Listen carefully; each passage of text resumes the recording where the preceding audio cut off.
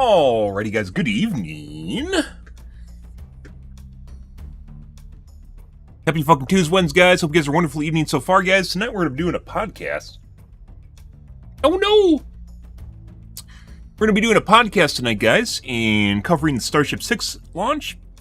And apparently there's some new congressional testimony from, I believe, Arrow on UAPs, which we're also going to be taking a look at, which is actually kind of ridiculous because it's been like a week. Normally it's on like a 6 months or a year-long release schedule. It's not long, so we're going to be covering that, which is basically, I didn't look at it yet, but it's actually kind of difficult finding it, to be perfectly honest. Like there's a couple article snippets written about it, but no one's actually, like the video itself was difficult to find, which is kind of weird. But anyways, basically, from what I understand, it's just more of the same, which is extraterrestrials don't exist, or we don't have evidence of extraterrestrials, etc., etc.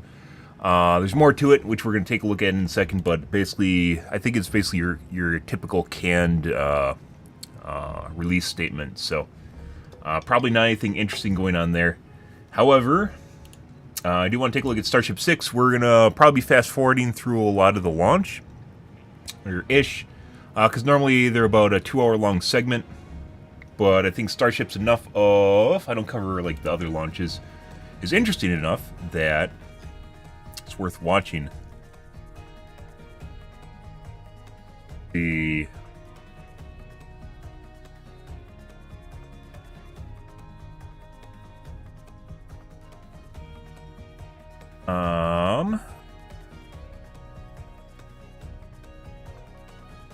finding videos on are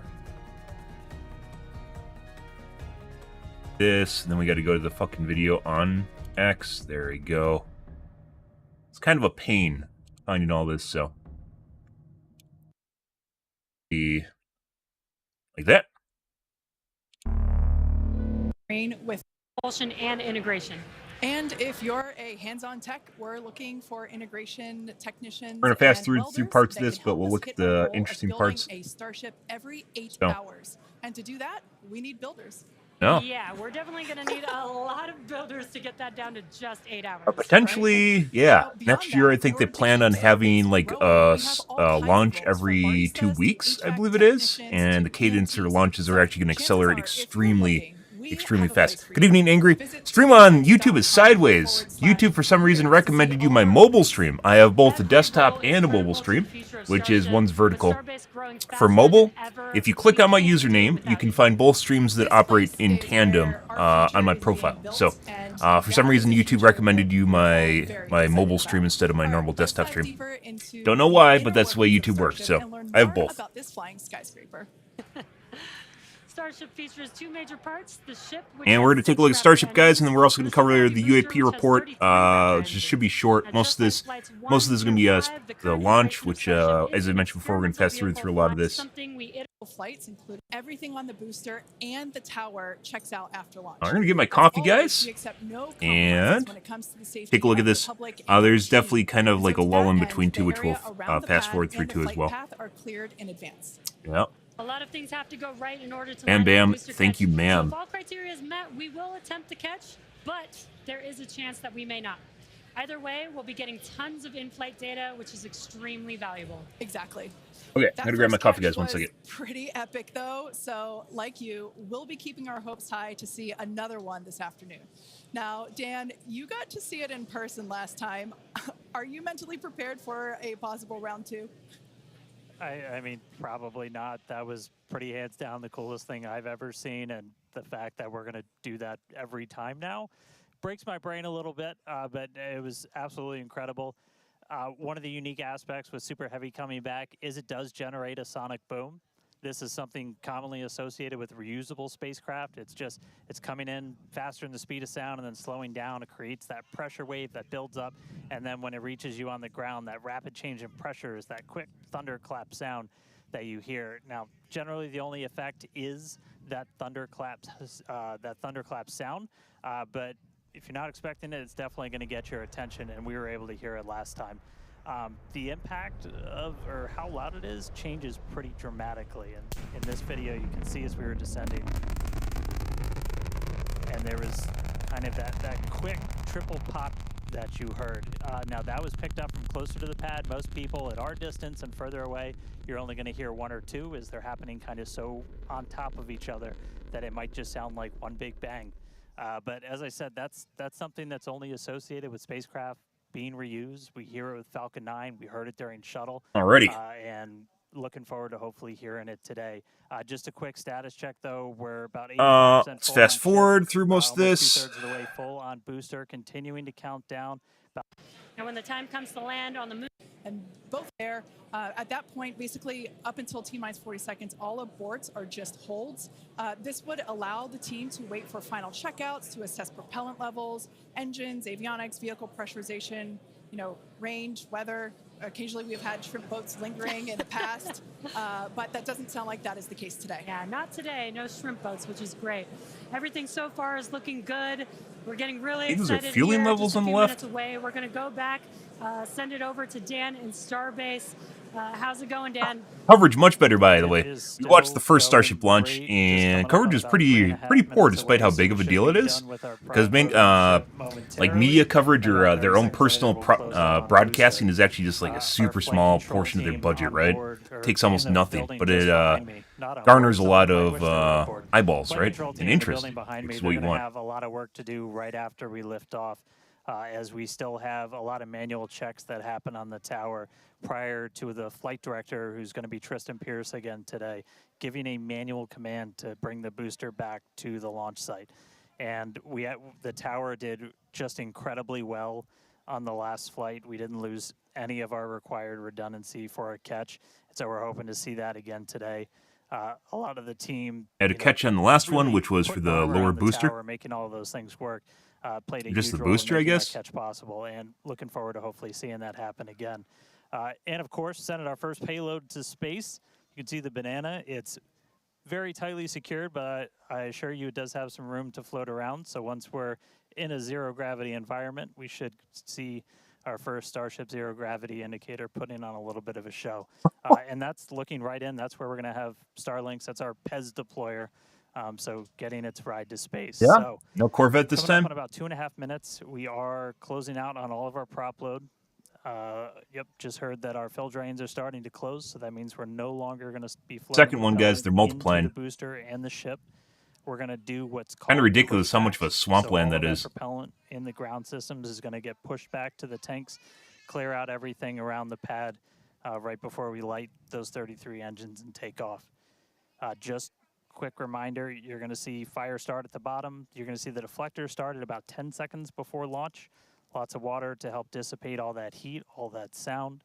Yo, And then the Quali's still engine's kind of starting poop up on in X. 3 different groups. Excuse me, And then Twitter. about a second after T0, we should see liftoff. About 2.5 minutes into the flight, a little bit longer, we'll see hot staging, and that's when we're going to be listening really close on those loops to see if we're going to be bringing the booster back for a catch today. Do always want to caution, it's never a guarantee. We've done this once. We'll see if we do it again. We're only going to do it if the booster and the tower are looking really good before we attempt to bring it back here. But coming up on a minute, not tracking any holds on the board right now. So as long as we don't have any Like last football, second guys, things, sometimes we they can do pause have for it. 15 minutes, so. Yay! All right, flight director just confirmed T-minus. Get a 1 bonus minute. every time I cheer. Yay!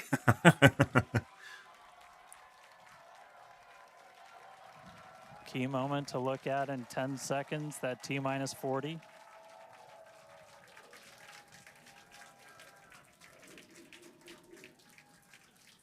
And we flew right through that.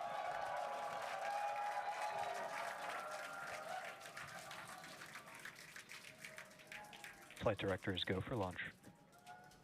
All right, we're now T-minus 20 seconds until liftoff of Starship Flight 6. This will mark our second attempt to catch the Super Heavy booster at the I thought this time they're tower. supposed to be catching the upper stage. 9, 8, 7, 6, 5, 4, 3, 2, 1. Desync! Hey! It's kind of weird, guys. Imagine this only for fucking the Saturn V, but that was fucking 50 years ago. Yeah. Oh, jeez. Where would we be if the Saturn program wasn't canceled, guys? Vehicle is pitching down. By the way, that isn't to say this isn't impressive, because this most definitely is impressive. However, we basically took a 50-year vacation from space travel, or space flight, which is pretty insane if you think about it.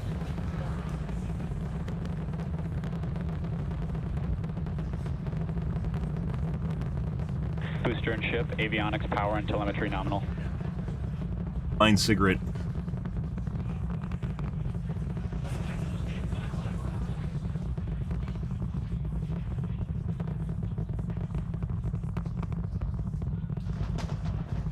All right, we're just a little over a minute maximum into flight. dynamic pressure. We're about 6 miles away, so all the sound's still hitting us here. Hearing good call-outs that In power kilometers, telemetry guys. Why is it in that's kilometers? Flying straight and true. We do see all 33 Raptor engines lit up on telemetry screens. At this point, we've passed through that point of maximum aerodynamic pressure that Go for as long as we don't have any last-second things, which chemo. To catch the super. 7, 6, 5, 4, 3, 2, 1. Kind of amazing how they didn't think to add the water deluge system to it the first time they made it. They didn't have a flame diverter either. So it's most engines. Call-outs that 6 miles away, so all the sound's still hitting us here. Hearing good call-outs that power telemetry nominal. That's flying straight and true. We do see all 33 Raptor engines lit up on telemetry screens. At this point, we've passed through that point of maximum aerodynamic pressure, that max Q. Now, coming up in just a little over a minute from now is going to be hot staging. So we're going to see the 6 engines on the ship ignite while still attached to the booster. Just before that, we'll see all but 3 center engines on the booster shut down. In what we call MECO, it's most engines cut off instead of main engine. And so while we continue to watch it go up, a lot of our flight controllers looking at all the systems around the tower. Again, we have to send a manual command. Just about 30 seconds away from hot staging.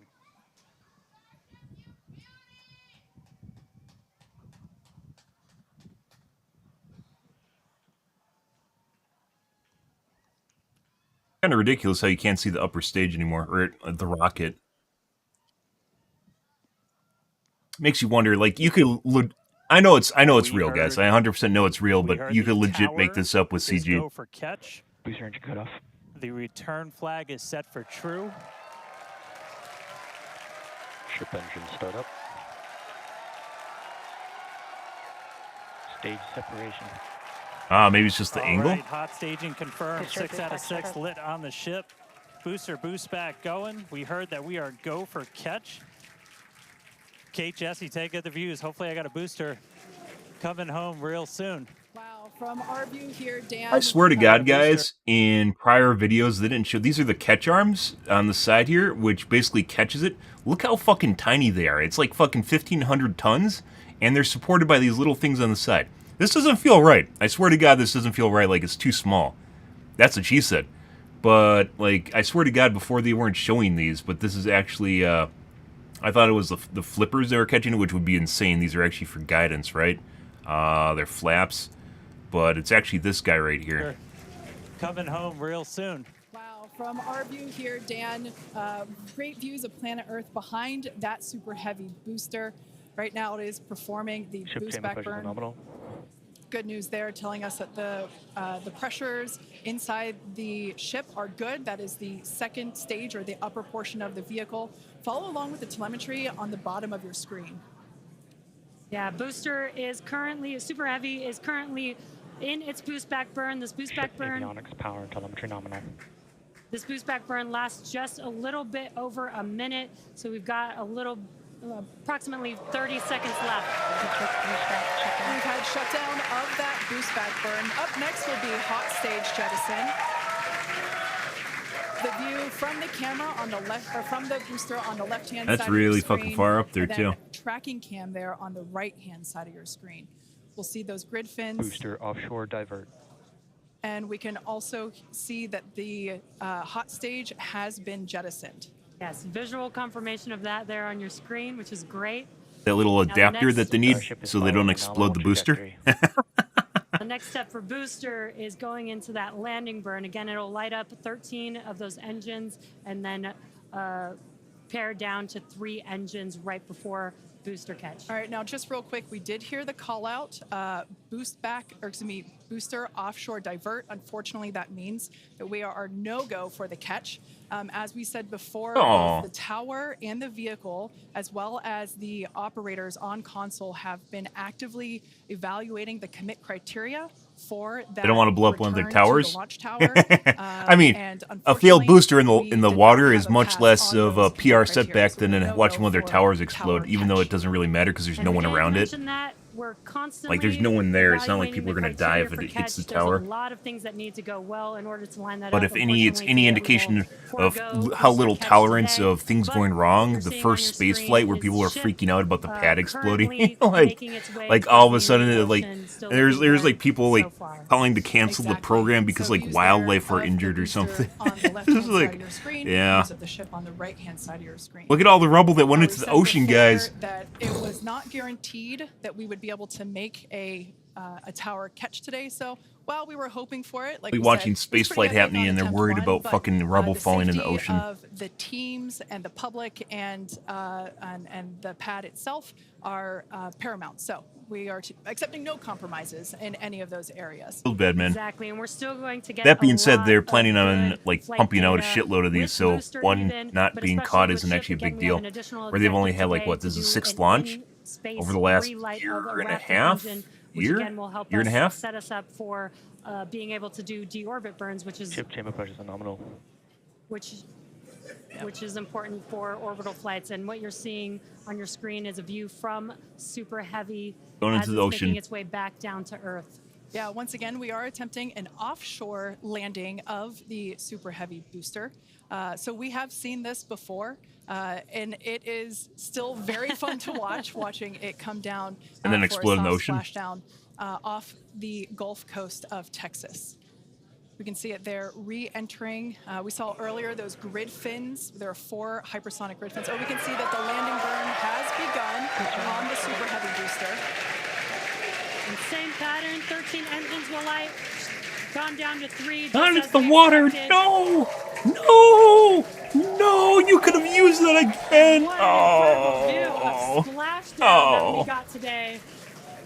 Super Rip. Heavy. Yeah, I'm sure the buoy cam views will be pretty awesome once again. Rip. So we'd like to confirm a water Feels bad, landing man. once again for the Super Heavy booster.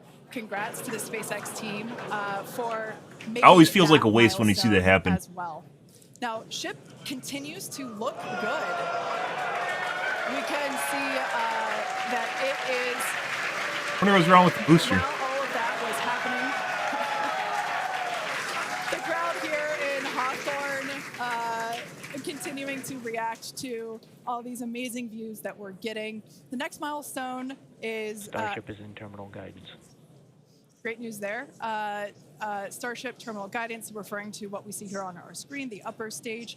At about Live views from a minutes, starship, 35 from a seconds or spaceship, so, guys, just we orbiting have ship orbiting engine the planet. cutoff, Just went up. which will be the cutoff of Phenomenal. the, Obviously, this is late because those- this the happened Raptor earlier today, engines. but this is a recording, right?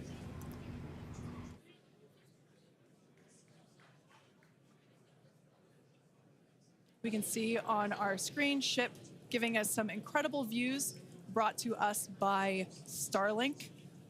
This view is also very interesting because we can see. It's always like I mentioned this before, guys. It's kind of weird. I mean, obviously, I'm all for going to Mars and everything, right? But you think they would have like started with a moon base, right? Just because it's easy, accessible, you can prototype stuff. You could even do tourism. You could have people going to a moon base for a hotel, right, on the moon. There's 100% billionaires and millionaires 100% would do shit like that, right? Because you can't experience that on Great news Earth. there, everything continuing to look Awesome. In addition to starting like actual Or industry, like ship. it's the moon itself is, We'll be even though looking it's not, at you know, nearly as launch cool ship or as here. promising as Mars is a really, really good like FTS is saved. stepping stone on the way to Mars. Nominal orbit insertion. For a lot of problems that we're There's probably that going to call out. encounter We're on waiting Mars, for right? Confirmation In of addition good to orbital mining insertion for ship space today. mining, right? Helium-3. It has been a And very starting some sort of industry, exciting even if it's going to be net afternoon negative, it's so all about getting far. things started in the first We'd like to place, send as it is back with all over to exploration. Dan, who It's can always give us negative. that, live view experience. Dan, And then finding out ways of once again, monetizing it are you and making it okay work. after witnessing another Starship launch? Yeah, totally fine. It's you guys have to be jealous. This is the only way to do this. This is fantastic. No, it was really cool to see it lift. Wonder off how many people 33 would be out of willing to 33. just, if you had Didn't a, go for the if you booster could kits willingly, today. like, Initially, we all were the Saturn good. We rockets tripped were basically manned, the right? commit criteria If you could just and did the willingly go offshore into divert, like so a we rocket didn't like get that this, even water though you landing probably as just everybody die, how many saw. people would actually be willing to We'll do dig that? into it Probably a little quite a bit few. more, but again, this is we've done it once. We've now done it twice. We're going to keep trying to do it. This is just a core capability of Starship and what's going to make it so incredible. There's a lot. No, left. not all We're Saturn just rockets were about manned. Almost 10 minutes into this flight. So about 50 plus minutes still to go. Ship nominal orbit, so it's on its way around the planet. First one It's was gonna not manned. attempt to do an in-space burn. We're going to light one of those Raptor engines, the sea level ones in the middle, just to help demonstrate that we can relight in that Saturn 1, microgravity first one was not environment. Really unmanned. critical Saturn for 5, deorbit burns. first As two we launches start were to do unmanned to some test the orbital rocket. missions in the not too distant future. And then following that, we'll see a ship entry, maybe a splashdown. As you guys said, we're really going to be pushing. Last ship on launch this was one. also unmanned. We're pretty much intentionally putting it in places where we Pretty expect crazy it might if not we do actually so had great, technology to do and that all in that's the to try and 70s. help us learn, see if we were a little too conservative, and then maybe that opens up more capability for when we start catching them. But I'll check back in with everybody in a little bit. We're going to fast forward I'm through. gonna It tune does a in and couple watch the orbits or ship something, fly or it does around one planet orbit and then Earth, it comes back down, which and takes like an hopefully we hour. see it re-entering in the not too distant future. Back over to you guys. Thanks, Dan. First launch, they literally Well, went to like testing a high hiatus definition while is this was happening too. unpredictable, which we saw with super heavy splashing down in the Gulf Couldn't of find Mexico someone to today, talk but for that an is hour. exactly where Come we on test. now. You As can is find standard for these tests, podcasters the and area fucking around Twitch the streamers pad that'll and talk for along an the hour flight about just random path was bullshit. cleared prior to launch, and we expect the road and beach to remain closed until further notice. X-Pen. Yeah, testing development flight hardware in a flight environment is what enables our teams to quickly learn and execute design changes. We have to keep and hardware reiterating, upgrades basically, even to if you improve consider the it a failure, probability how much of success a in the future. benefit it is. Please Even though for do not anyone that's in the attempt to scientific approach the community would booster in perfectly the understand water for why, your safety, even when as you have well failed as experiments, you for still that learn a of lot our from failed team that will experiments, be right? working on But the general recovery. public and people Now, in general don't seem to we understand, even are when something going to fails or continue, doesn't though. meet The all the mission is goals, not you still done. learn a lot from what's Exactly. happening The with it. mission's not over. So they're Ship is explaining it still right now, coasting, basically how but it has been even if stuff nonstop explodes, since it doesn't liftoff, really and matter with the that much booster because having it's making another completed one. its job for the day, we are going to take a short break for the next Learn from it 35 and minutes fix or it. so while ship continues to coast before re-entry. Now, as with previous flights, Starlink may enable us to talk, still testing. One of those banana.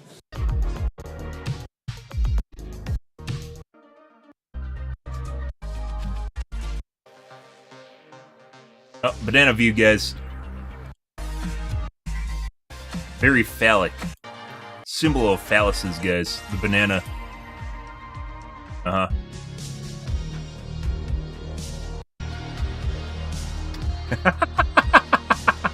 It's true. You know it's true. I was probably like, what if we put a dildo in there? And so like, no, we can't put that on TV. What if we put a banana in there? Yeah.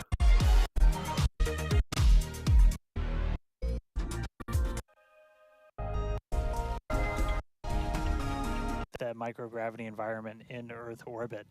We had attempted this Preview. once Even previously Pornhub has on previews, Flight guys, 3, for but videos. ended up skipping Come it on. when we had Come some on, Twitter. attitude control issues with the ship. And It's always we are on funny the how you dark can side of the actually planet right now, so compare streaming views are websites gonna to be a adult little streaming bit websites dark, and know but when one's hopefully we inferior see some despite it engine being light, not part of the adult come on industry. as we do Like, this it's like relay bare test. minimum. This is a pretty critical capability for doing deorbit burns. This Because is adult not industry, a like, deorbit no one, burn. Wanna barely stress anyone that takes it we're seriously. on a trajectory where if we didn't fire off the engine at all, Even we though are it's like a definitely billion-dollar coming home. industry. Yeah. Ooh, seeing some thunderstorms down on the ground. That's pretty cool. But this is not a deorbit burn. If we didn't fire this engine, we're on a intentional suborbital trajectory. So no matter what, we're coming in over the Indian Ocean. Firing off the engine does change your exact splashdown point a little bit, but we've got this keep out zone across the entire Indian Ocean that we made sure was clear ahead of flight, and we continue to monitor during. But we're going to aim for that and hopefully see this relay test coming on in about a minute. It's just going to be one of these engines, and it uses what's called the header tank, so these small spherical tanks in the very top of Starship up in the nose cone. So they're making sure they can ignite the engines in zero gravity outside the atmosphere. Pressurized is your main tank, so they're really useful for any in-orbit maneuvers, and then for landing burn. So if we make it to a landing burn today, we'll be using them for that as well. So we should be coming up in just about the next minute. It should be under a minute now away from that expected ship burn. And again, we've relit Raptors pretty frequently. We just did it with the landing burn and that boost back burn on the booster, and we've done it on ship landing burns. We just haven't done it in this microgravity environment where your propellant management and a lot of other things are different as you're not weighed down by the force of Earth's gravity.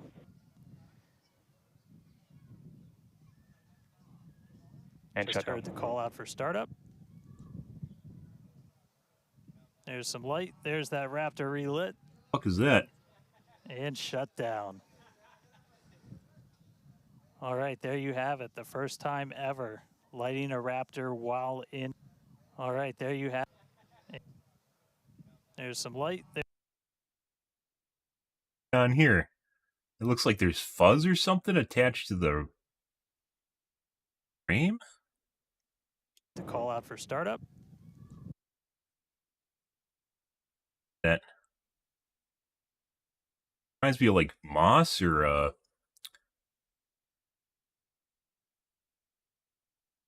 coral. There's some light. There's that Raptor relit. And shut down. All right, there you have it. The first time ever lighting a Raptor while in outer space. Guy for the PNG wasn't there, guys. So he didn't do it. Really cool to see that relit. That's a pretty critical capability that we're. Where's the audience? When we're doing orbital missions in the not too distant future. So check another one off. That was a really cool. That was an objective we really wanted to hit on this one, and so good to just a little bit longer as we return from hypersonic velocities. We're just starting to do the entry prep for that, so we're going to get the flaps positioned, and then it's going to start taking the brunt of all of that heat as you're coming in from well in excess of 10,000 miles an hour. That's all going to. Weren't they supposed to deploy a banana? Did they already do that? Encountering an increasing atmosphere, building up that friction, and we're going to see how the tiles fare. We've also got some pretty cool tile experiments that will be successful. What's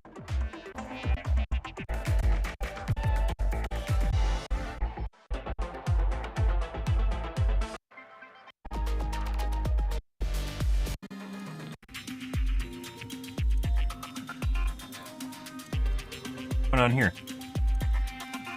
Got a stowaway. Heard the call out there telling us that the Starship vehicle is now 83 kilometers above, coming up around T plus, well, now actually, the ship, as you can see, is beginning to re-enter the Earth's atmosphere. As a reminder, one of the main goals of today's flight test is for the ship to make it through the extreme heat of re-entry and to do so in a controlled manner. Now, re-entry is typically a portion of flight where we don't have communication capability with the spacecraft because it's re-entering at or around orbital velocity, which is roughly 8 kilometers per second or about 5 miles per second. Now, at those speeds, that's pretty fast, by the way. The spacecraft is moving through the atmosphere rather quickly, and that results in friction, as we can see that starting to happen on our screen, and this creates a plasma field around the vehicle. That blanket of plasma distorts communication frequencies, so it's not uncommon to experience brief blackouts in communication. The loading screen, guys. Yep, the simulation has to make a loading screen between space and the ground. Starship is approaching the Just like strategic phase Starfield. of entry. Yeah, crazy. And we just heard we're getting Look at that. into What is this? the peak heating phase. We're getting That- these views courtesy of Starlink. We've got 4 different terminals on the ship itself. Looks like one of those It's corals what's that pops really out of allowed us to get like a real-time tube. data during what's otherwise been just a mystery It was box, some sort of essentially, connector for spacecraft for the design, booster where stage. when you're re-entering through the atmosphere, at least getting anything in real time hasn't ever been possible before. But we're able to not just get these views, but real-time telemetry from the ship as it's coming through. Do really want to stress that we are really pushing the ship today. The heat shield is not in the same configuration as it was last flight, where we had a team of ship techs do just an otherworldly task, replacing the entire heat shield, thousands of tiles, installing a backup ablative, and that pretty much set us up to do a pinpoint landing on Flight 5. We did not do that with this one. We have some backup in those really sensitive areas. It's an around the older flat, variant but of this Last is Flight. an older generation heat shield. And knowing we weren't going to do that, we even went and removed some extra tiles. There are some missing tiles on the nose cone. So they where intentionally we're testing some backups. weakened it There to are figure some out steel-covered tiles how it in a couple of different functions in a spots. shittier state. And there's also a whole lot more steel of the ship showing.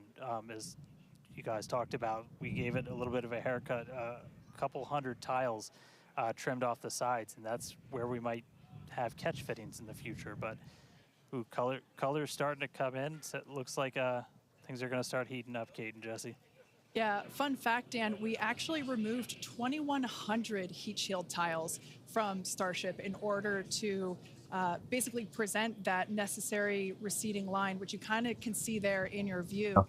Think back to previous flights. The heat shield line came up further on the vehicle, and just So like they Dan over said, armored it, and now we they're wanna trying to pull test back a the little bit to see vehicle what they can, beyond what they actually need. What we think it is capable of carrying based on our simulations and calculations. So once again, to just be super plain, don't be surprised if we see some wackadoodle stuff happen here. Don't be surprised if we it won't be. explodes. There Yeah. are a number of things that we are testing out intentionally to Kerbal see Space Program, what guys. the ship can take. Pretty accurate. Yeah, exactly. And knowing what those limits are will really help us design the vehicle of the future. Essentially, removing those tiles helps us remove a lot of weight from the vehicle, a lot of things that might potentially need refurbishment in the future. And the goal is to come up with a heat shield pattern or design that we don't have to refurbish. We can just continue to use it over and over again. And that's why we're changing some of those tiles and moving stuff around, removing a lot of those tiles. As Kate has Why don't we have mentioned. deflectors yet, guys? Exactly. And Why don't we have looking forward deflector to the dishes yet? Starship capability of the Good future. question. We want to be able to catch Starship. Probably just like it's we literally, do you know, with boosters. I mentioned this So the before, but next- what's probably going to happen here is you're going to find out that basically you could deal basically with not an inertial dampener, but a deflector is probably just some very, very strong form of a magnet, which they're already trying to use right now for fusion experiments. And what we're probably going to find out is if you actually make a directional magnetic field, you probably can push away the majority of the plasma away from the side of the ship. Yeah. Wouldn't that be funny? Yeah, to create a buffer zone around it, like they do with fusion experiments right now. But, in order to do that, you need to have an insane amount of energy generation, which means we'd probably need to have, you know, nuclear spacecraft at some point, which we still don't have. Mainly due to treaties, but potentially possible, right? It just would take an insane amount of electricity to do it. We want to better understand where A lot we of stuff can install hinges catch on hardware, better form not of necessarily energy to actually generation, do the catch, but just to see how that industry in hardware general, holds and then up also in energy those spots. storage. So, And today's flight will help inform, lithium right now is you know, still basically what does we use for the most of our batteries, stainless right? steel There's hold different up variants like of we lithium ion, think it may based on lithium batteries in experiments general, that we but it's all conducted basically on lithium batteries, Flight which is 5. 90s tech, Now continuing which is to look kind of amazing funny. views. 30 Yeah, Dan, years go old. ahead. We're still No, I was improving just on gonna it, but say, it's like, there's still basically the so same much thing. on this flight that we're doing to try and, you know, make all the ships that we're about to start flying even better. Just Like if you really put a understand what their small modular capabilities reactor in are there? gonna be. We've got kind of the next. You have to find a way of converting it to Line up for Flight 7. thrust too, We've got which would all also of weed those out a lot of the shield engines, upgrades right? and everything. Because as it stands right now, there's very limited ways of actually turning energy, like electricity, into thrust. I think an ion engine is something you can do with that, but it's extremely, extremely slow. Like very, very slow. It basically doesn't exist, which is why we still use chemical rockets. And I believe this is a liquid chemical, but in the past we've used solid chemical rockets as well. Than we think in just the analysis, but always a chance that bet doesn't pay off. But that just helps us know like what are our Starship limits. is now halfway through the peak heating phase of entry. Sweet, halfway there, halfway home, guys. Yeah, and if you guys, again, can follow along with the altitude and the speed of ship as it's making its way back down to Earth, bottom right-hand corner of your screen. Speed is still going really, really fast. Again, as it gets closer to Earth, we'll see that altitude drop a little bit faster. It's kind of dropping pretty slow right now. And again, as we get closer and closer to literally the surface of the water, then we'll start to see that speed pick up. And if we can make it Love the heating effects on the stainless. You can see the heat affecting the coloration of the stainless, which they don't mention, but that's actually what's happening here. So you can actually see as it's basically being warped by the heat right now. Beyond the perceived limits of There's also the where you get vehicle. like knives, for instance, that have cool coloring to them. Want to go learn by being more heated about the ship, differently. and this is a great opportunity to do that. So really pushing the flight hardware in a flight environment to help inform these future designs. So they couldn't make it better, so they just made it as we worse mentioned, instead. It has a different heat shield. This It's a heat shield placeholder is, launch. It's a placeholder launch. Not They probably the same didn't think they'd be able to generation as launch what we nearly as flew fast last as they time. did. This one is one Because last one I generation think they had to older. wait, what, like 6 months or something insane, we are 4 also months? testing out new secondary And this was thermal a protection, month after the last launch, which is materials. ridiculous, right? So basically, like if the heat shield isn't in this one spot, can this other material protect the metal? Is the thinking there? Surprised they aren't using asbestos. Also, checking of the Asbestos is ship's actually structural extremely good strength at in being those a areas heat where we're mitigating looking material, by the to way. add that Even if ship it's catch hardware, toxic just to see humans if it and can survives cause the cancer, heat. it's So, really good at what it yeah, does. As we've been saying, we've done a lot of Asbestos calculations ceramic. and Are these? simulations. This view right here What is are super the cool. This is tiles looking made out out of from the Starship? aft engine bay, They're ceramic basically something. at the bottom of Starship. Then Aluminum, on lithium, the and carbon center fiber. left-hand panel, if you will, we have one of the forward Starship flaps. So one of the flaps located at the top of the vehicle. Underneath that is one of the aft end flaps, like the one that we see in the main picture there on the right-hand side of your screen. Now, these views as the vehicle continues to enter the Earth's atmosphere, drawing a crowd once again here at SpaceX and Hawthorne as folks tune in as the mission continues on. Does that mean it's going faster? It's green now. That we have coming up. Oh, it could actually be the material. You're actually seeing. So, you see the green? This is probably actually whatever's on the heat tiles reacting, which is different color than it was last time. So it's probably going somewhat the same speed. But you can see that the material on the heat tiles themselves is wearing off right now is actually slightly different. Transonic, around T plus 1 hour and 2 minutes or so. That means that the vehicle is traveling near the speed of sound. We say near the speed of sound because there are certain parts of the vehicle where airflow is going faster and other parts where it's going slower. So it kind of teeters there on the brink of the speed of sound. So once we have equal flow on all parts, then we'll hear it's subsonic. Yeah, and and almost real quick, almost a reverse of. I'm sorry, Jesse. Almost a reverse of before. We see the Earth starting to come into view. We've got sunrise there, over the Indian Ocean. So this is going to look different from any of the re-entries we've had before, and it was specifically so like we get as much daylight as possible to see how ship does this. Over to you, Jesse. Sorry about that. Dan, great minds think alike. That's exactly what I was going to point out, is that we're getting a lot clearer view of the Earth in the background with the different temperatures that we're seeing with the different colors of that plasma around the ship, which is really, really cool to see. Here every fucking day, guys. Here every goddamn day. It's like I'm prompting the casters right now. Ship today. Yeah, I just radioed into command in this video that's already been recorded for them to add in talking about the color and the fire. Like we've said before, don't be surprised if this is not entirely smooth sailing all the way down to the ocean's surface.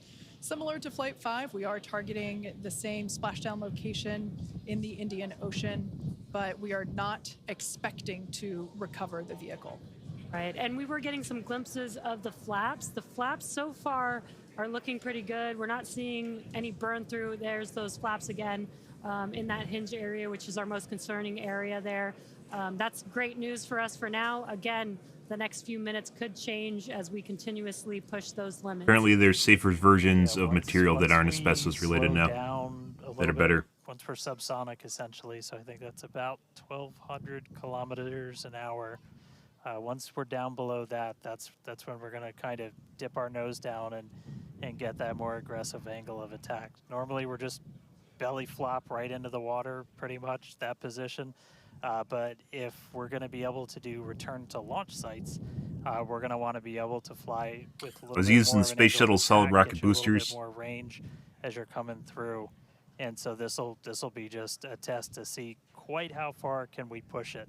And obviously we're going to do these kind of tests way out here in super remote areas before you ever try to bring a ship back to a place like Starbase. Aw. Starship remains on a good entry trajectory. I want to see No a external graveyard of coming down. starships in the ocean right outside the base. That's perfect. All right, My great personal news opinion. there. Maybe That it tells us send the that wrong we are message, but through you know. the phase of peak heating. So we are expecting these temperatures to continue to come down. I guess as if they Once actually again, plan on we it, are like targeting a soft splashdown in the Indian Ocean.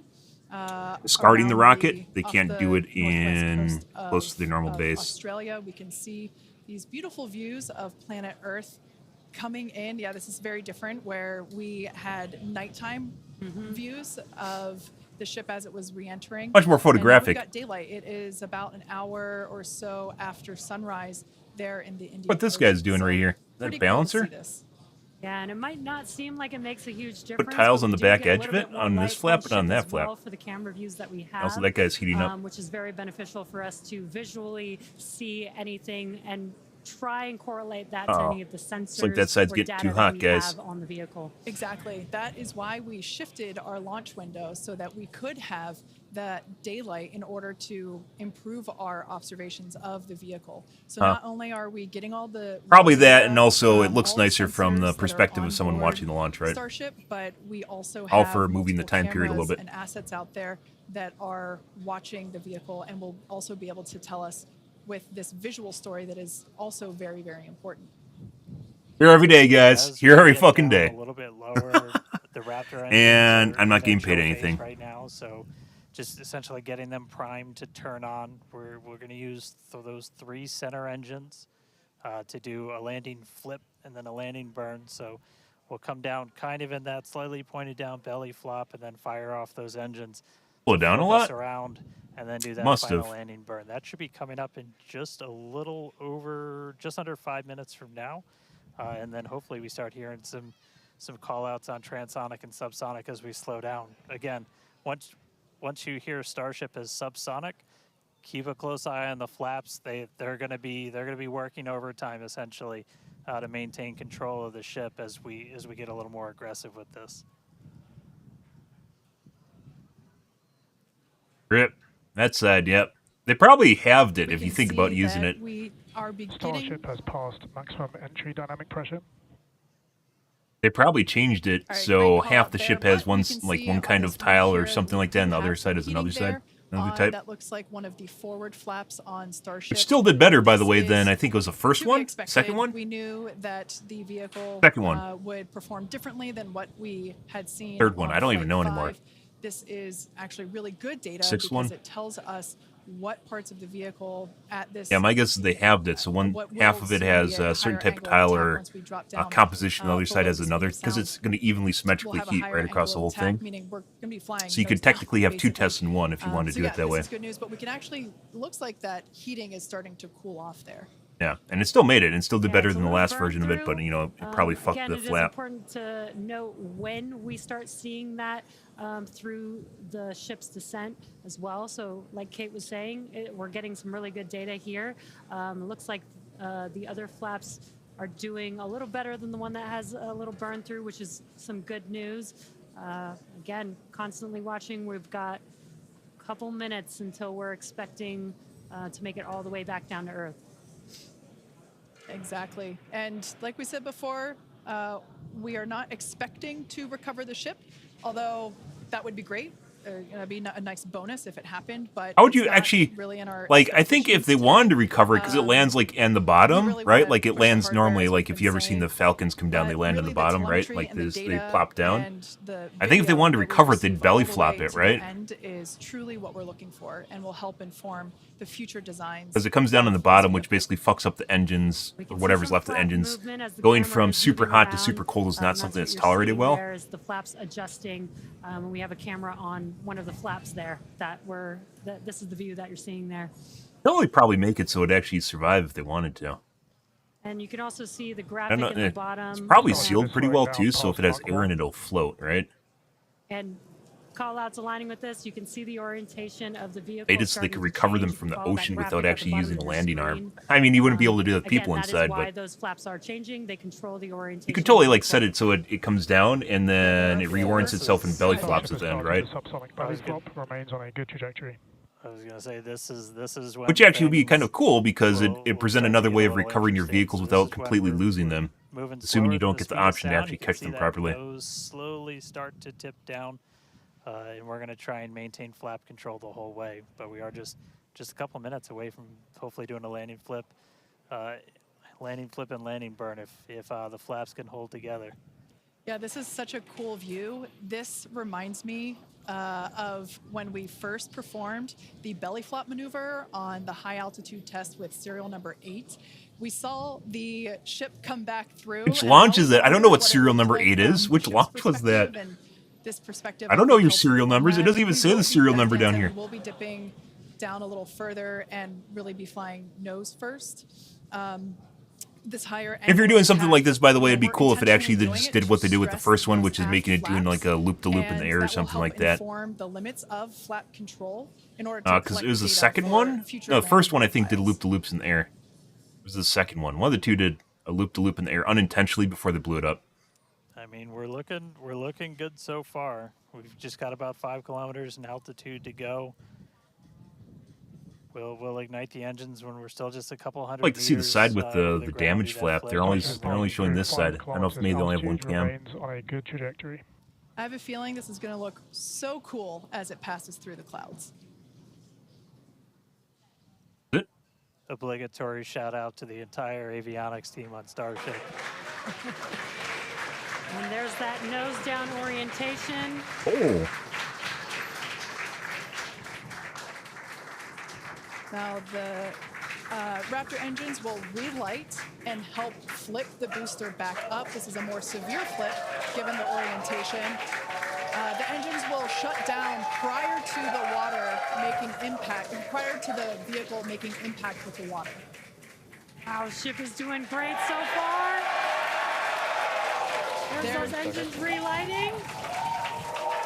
What a great reorientation by Starship. Wow. All 3 down to 2 into the water. Starship is landed. Wow. And we have ship splashed down. They explode? I think the last one exploded. Some awesome buoy cam action here. Daylight our buoy. views. It's on fire. Incredible. We really pushed the limits on ship and it made it all the way back down to Earth. It didn't explode. The last one exploded, so To be it's honest, this time it's only on I think fire. many folks are. The fact that it survived all the way through while flying a lesser gen heat They probably shield could even stop- is just absolutely incredible. They probably And, could even stop- turns out it's the bananas, vehicle had guys. more capability than our calculations They could probably predicted, actually and stop it that from is exploding if why they vented we the fuel test like before we then, fly. too, assuming they can actually do that. Why we do that, Like and airplanes those can vent their own views gas were or fuel, right? absolutely incredible to watch. So if they actually calculate how much fuel has, has, they could actually vent it prior to a landing and make it even safer for emergency touchdown, which actually would probably be important, assuming you have people on it and they need to land in some sort of area. You could actually pull data from this where, like, what happens if Well, so congratulations people to are on our board, right? You teammates need to at save them, SpaceX so then you and to find out ways everyone who of supported the Starship dealing with program. the And unoptimal thank you situation. to all of our future customers for your support. We'd also like to thank the people of Cameron County, Texas, as well as the Coast Guard. What about the Federal me? What about Aviation me? I'm a Administration, streamer. the I'm a streamer. government I have of like 10 Mexico, people watching and me, the man. What Australian about Space me? Agency. Now, It's bananas, be guys. sure to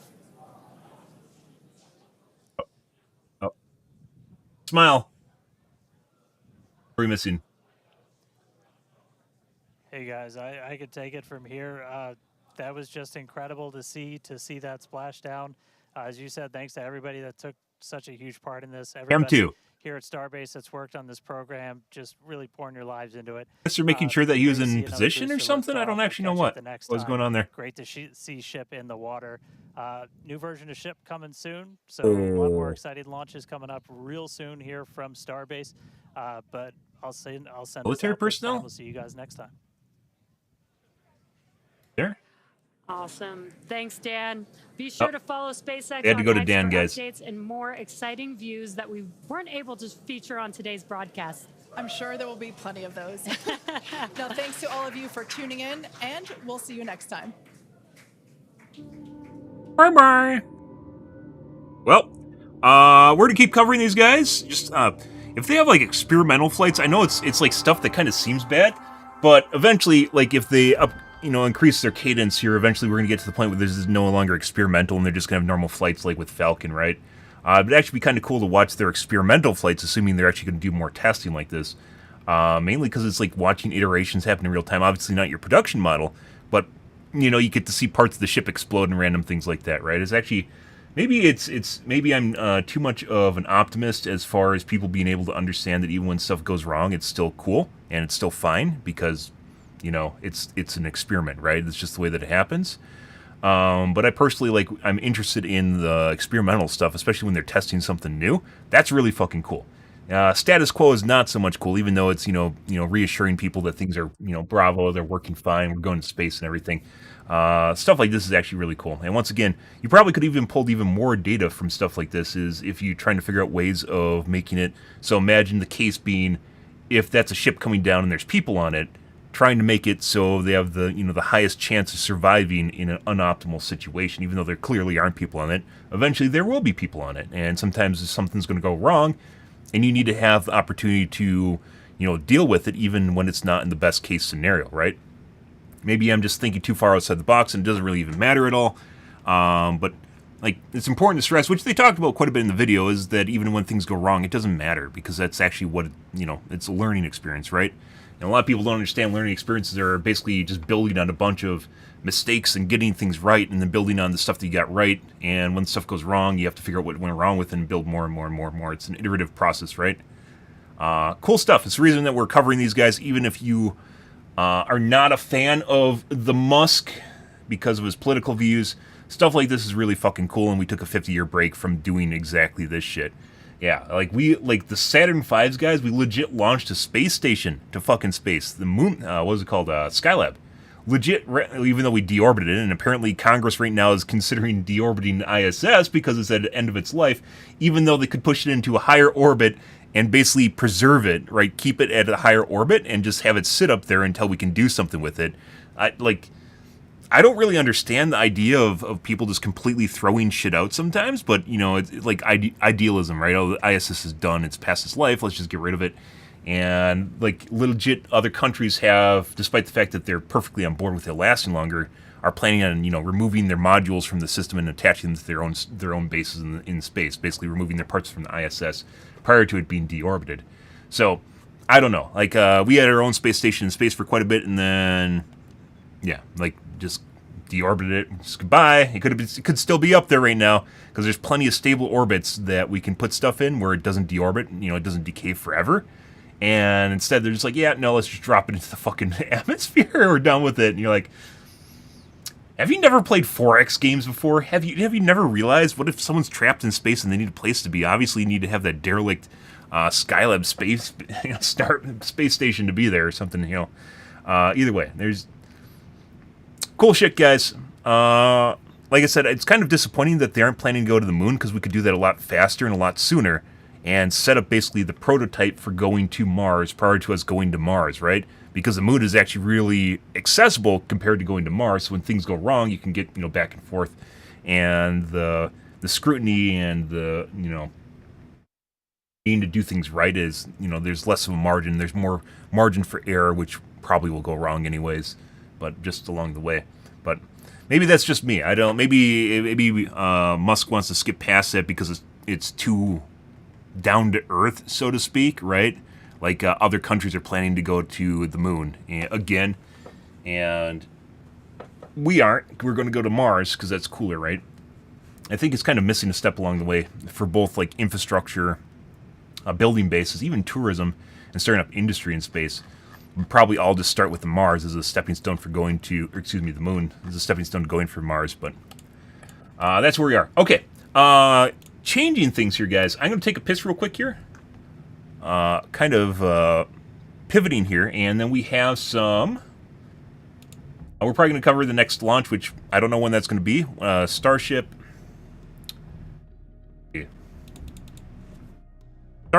7 launch date. January? Early 2025, which is kind of weird, considering the last launch happened last month, right? And this one just happened. And then they're waiting till spring? Kind of a... I guess they had the opportunity to launch one. They're like, yeah, let's do it.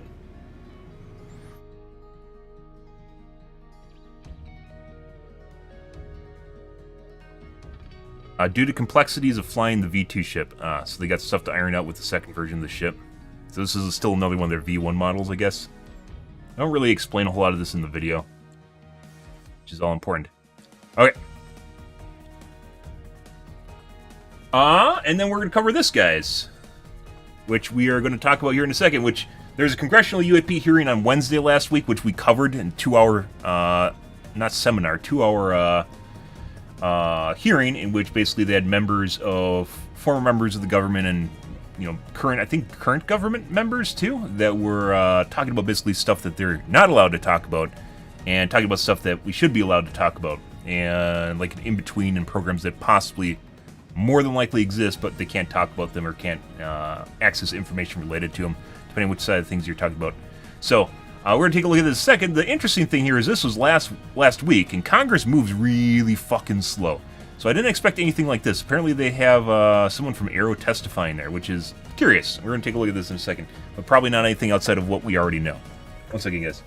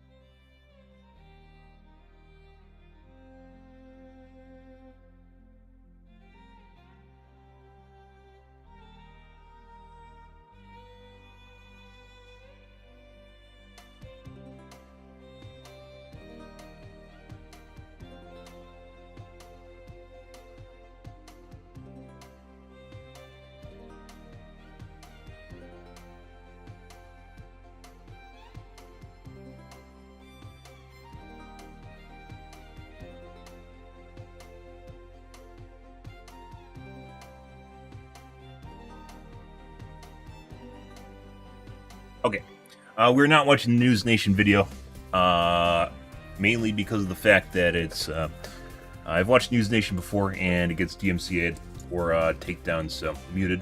I think it wasn't a takedown, it was just muted.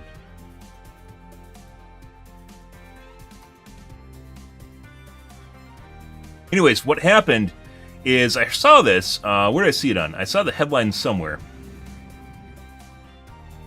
And I was trying to find the video of it, and I couldn't find the actual video, because apparently he testified before Congress?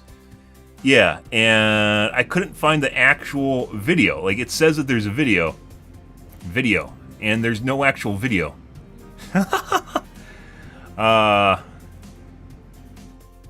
Still video from captured U.S.-operated drone above 2080 Mount Etna appears to show anomalous object. Pentagon's UFO chief says his office was able to solve the case. Okay.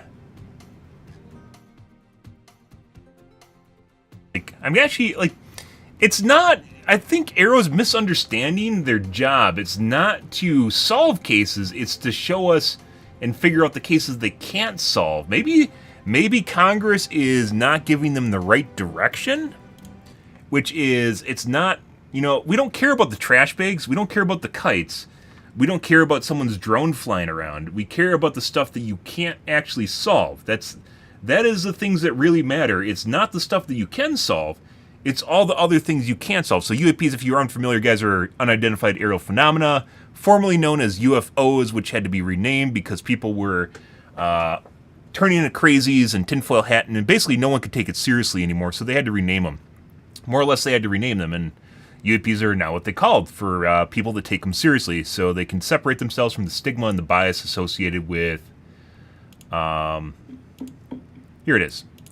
So this is much smaller. Dude, the audience was absolutely packed before. This will be kind of curious to look at. I'm actually surprised that they got this. They got this. I had to literally dig for this video. I'm surprised they actually got this, which is they basically got the new head of Arrow to testify. I believe that's him. Yeah. And I had to dig for this video. Which shouldn't be a thing. It's all from Congress, right? This is all recorded. So... yeah, there's one photographer here. Good for him. Stenographer, I think? I don't know, it's maybe just someone managing the presentation. There's stenographers right there. But yeah, like, they have to separate themselves all from the bias of basically crazy tinfoil hat shit. And we covered it Wednesday, which is very interesting because they had a bunch of very credible people on their panel that were talking about past, present programs, directions for government agencies to go to look at this stuff, right, and take it seriously. This hearing will come to order. I'd like to first thank our witness, Dr. John Kozlowski, for... Why the fuck did I need to dig for this? This isn't even on, like, a... what is this? The Senate? It's not even named, like, the Senate hearing or anything. It's just something random. Why? Kozlowski for testifying. He is our newly appointed director of 15 the FPS. All-Domain Anomaly Resolution Office, or ARROW, an office Congress established in the fiscal year 2022 NDAA. It is actually 15 to FPS. investigate this very serious problem of unidentified anomalous phenomenon, or UAP. Dr. Kozlowski comes to ARROW from the Research Directorate of the National Security Agency, where he worked in areas of optics research and crypto mathematics. He previously served at the DoD Special Communications Enterprise Office. We look forward to regular engagements between... By the way, just to preface this, I don't expect him to say anything outside the ordinary. Pretty much everything that's come out of Arrow is very, very, not even level-headed, very mute and tries to kind of go in the opposite direction. They said originally, for multiple people as said, and including the witnesses on... one of the witnesses, I think. What do you even call them? These people? They weren't really witnesses because it implies a crime. One of the people at the hearing last week said that basically the director was going the wrong direction. There's multiple people that asserted that. They replaced the director with, I think, this guy, who supposedly is taking things seriously. So... and the committee. When unidentified anomalous phenomenon enter our airspace, we need to know about it. We need to identify it, but in order to do that, we need to reduce the stigma and credibility challenges. She's saying the same thing as, I think the last person's name was Mace. Members, scientists, foreign partners, and the general public need to know that their led the last hearing? Research and analysis will be taken seriously and acted on in good faith.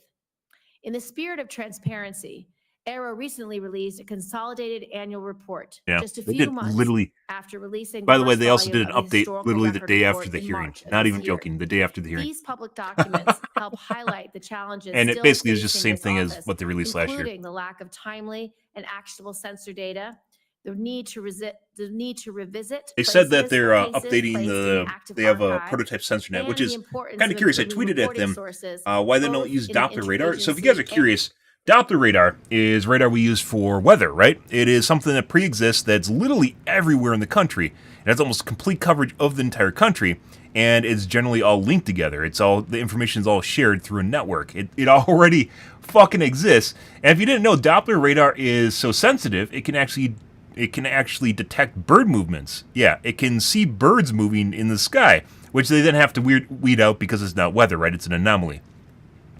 Why we have Doppler radar, and it's not used, as far as I know, it's not used for finding things that are flying that shouldn't be there, I don't know.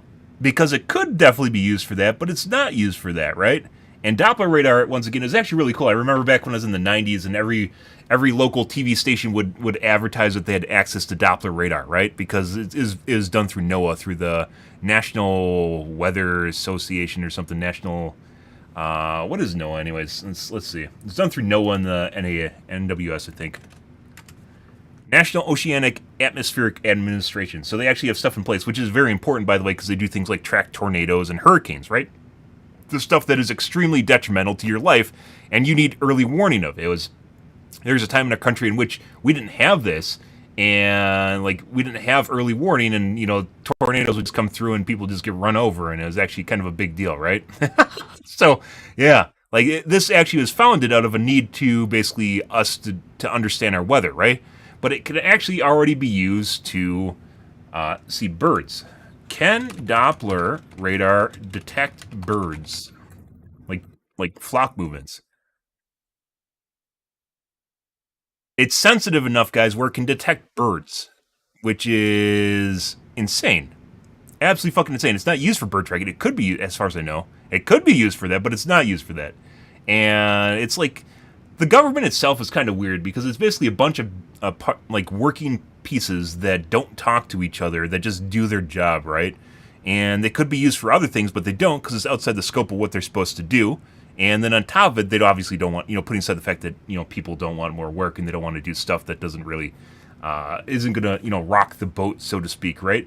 But it can actually be used for all different sorts of cool shit. And I mean, the Department of Defense could also use this for tracking aircraft, which also would be pretty fucking important in case of, some sort of military disaster, right? You could actually use this for, the Doppler radar is literally everywhere in the country. It's fucking everywhere. It covers basically all the country.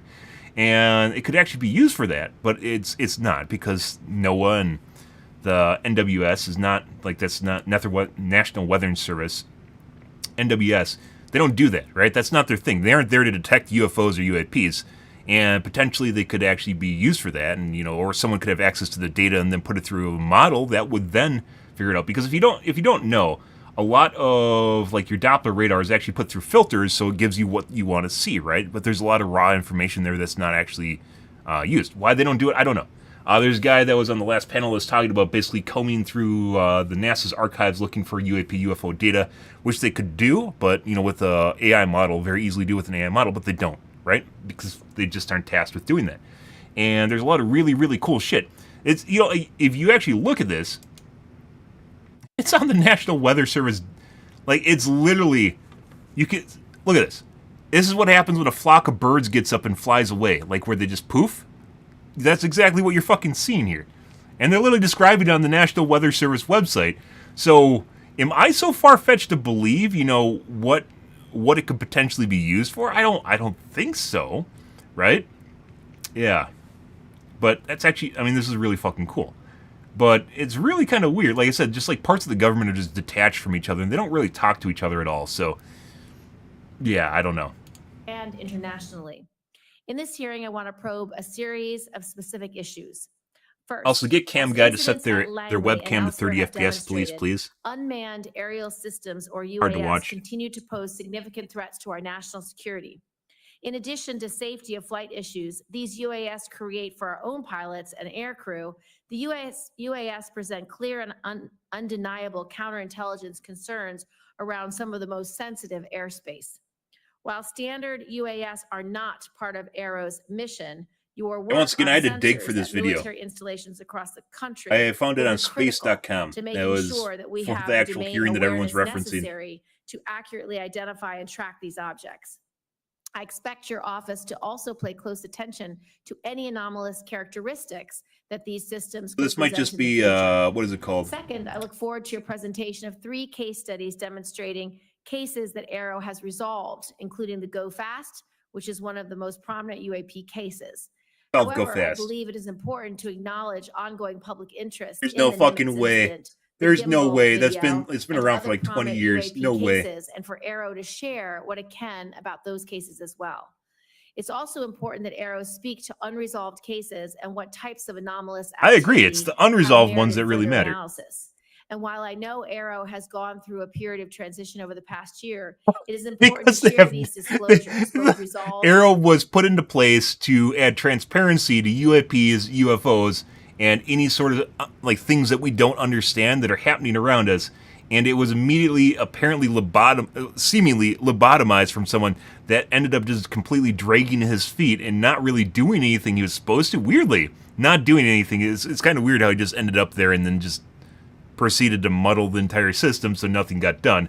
You know, why that would happen, I don't fucking know, considering all we're doing is asking, you know, what's there, and all you have to do is, hey, look, it's a trash bag. But apparently that was too much for him, so he got replaced. Transitionary period is a pretty good one. And Yeah. unresolved cases with the public, even when a Senate hearing is not scheduled. Lastly, while some have been hesitant to come forward to Arrow in the past, I hope that potential individuals with firsthand knowledge of unreported programs view your arrival in this position as an opportunity for a new start.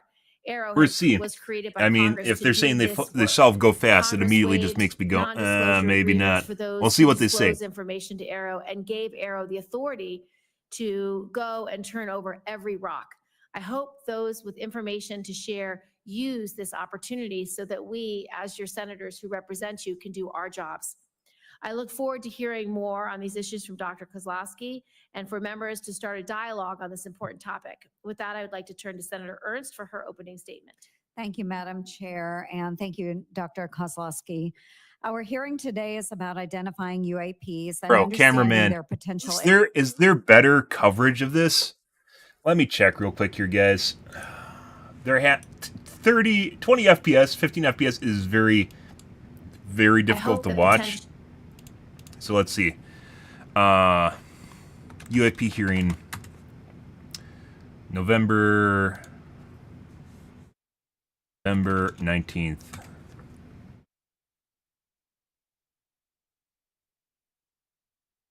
Senate Armed Service hearing on government investigation. ABC News 9 hours ago.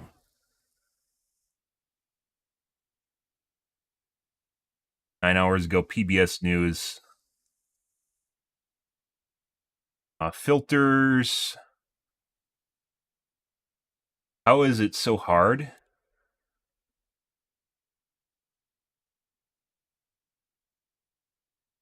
Upload date. Last today. Relevance. That just made things worse. Why is this 2 hours, guys?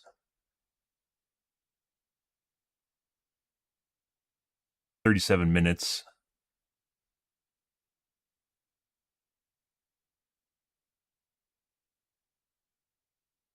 Definitely need to get a higher quality going on here. Part of undeniable counterintelligence your work on sensors around some military installations across the country, while standard UAS to making sure that we have the domain. No way. These are paid companies, guys. There's no fucking way. Where he worked in areas of optics research and crypto mathematics. That's better. He previously served at the DoD Special Communications Enterprise Office. We look forward to regular engagement this still looks like between you 720p. and the committee. When unidentified anomalous frequency and these objects, I expect your office to also pay close attention to any anomalous characteristics that these systems, even when a Senate hearing is not scheduled. and for members to start a dialogue on this important topic. With that, I would like to turn to Senator Ernst for her opening statement. Thank you, Madam Chair, and thank you, Much Dr. better. Kozlowski. Our hearing today is about identifying UAPs and understanding their potential implications, which We're talking AV Club level shit from the 90s going on here, guys. I do better. I cast to like 5 people. I do better. What is this? could range from technological advancements to potential threats to our national security. Are these phenomena tied to foreign adversaries such as China or Russia, leveraging advanced technologies beyond our current capabilities? Or do they represent unknown scientific phenomena that challenge our current understanding? We must answer these critical questions to ensure that our national security is So take everything he not says with a grain of salt, because It is we're going from where I talked about the congressional hearing last week, which is definitely they want to get the stuff that they're looking for. Arrow, on the other hand, is basically part of the government at this point. It's part of like the Pentagon, and it honestly seems nowadays, guys, like we have 4 branches of government. We don't have 3, we have 4. We have the judicial, the legislative, the executive, and the Pentagon. It actually kind of seems like the way things are going right now. We have 4 branches of the government, not 3. Not 3, we have 4. And the 4th is the Pentagon. So, yeah. vital that all agencies This is the work in 4th branch of the tandem to government. aggregate data, identify patterns, and develop robust analytical frameworks. Our ability to detect, track, and respond to UAPs requires the latest technology and full cooperation from all government branches. Thanks very much, Dr. Kozlowski, for your attention to this matter, and I look forward to the valuable insights that you and Arrow can provide to our committee, and I yield back. Thank you. I swear these aren't the Dr. same Kozlowski, people at all please make that your were opening on the. statement. So Thank the you. weird thing, just immediately out of the gates here, guys, is it honestly doesn't look like any of the people sitting here were any of the people that were on the hearing board last week, which I don't know why they're different, but they are. Like, it seems like the people that are here were not the same people that were invited last time, or that had it, and why are the people from the last hearing not invited to this one? I don't know exactly how Congress works. I don't know how this works at all, guys, because it's the Senate, maybe, so they aren't part of the Senate, because they're part of the House instead of the Senate, because the House and the Senate, even though they're both Congress, you have the House and the Senate, right? So maybe this is something else? I don't really understand what's going on here, but yeah. Dr. Kozlowski, please make your opening statement. Thank you, Chairwoman Gillibrand, Ranking Member Ernst, and Head of distinguished Bureau. members of the subcommittee. It is a pleasure to be here on behalf of the Department of Defense as the new Director of the All-Domain Anomaly Yeah. Resolution Office.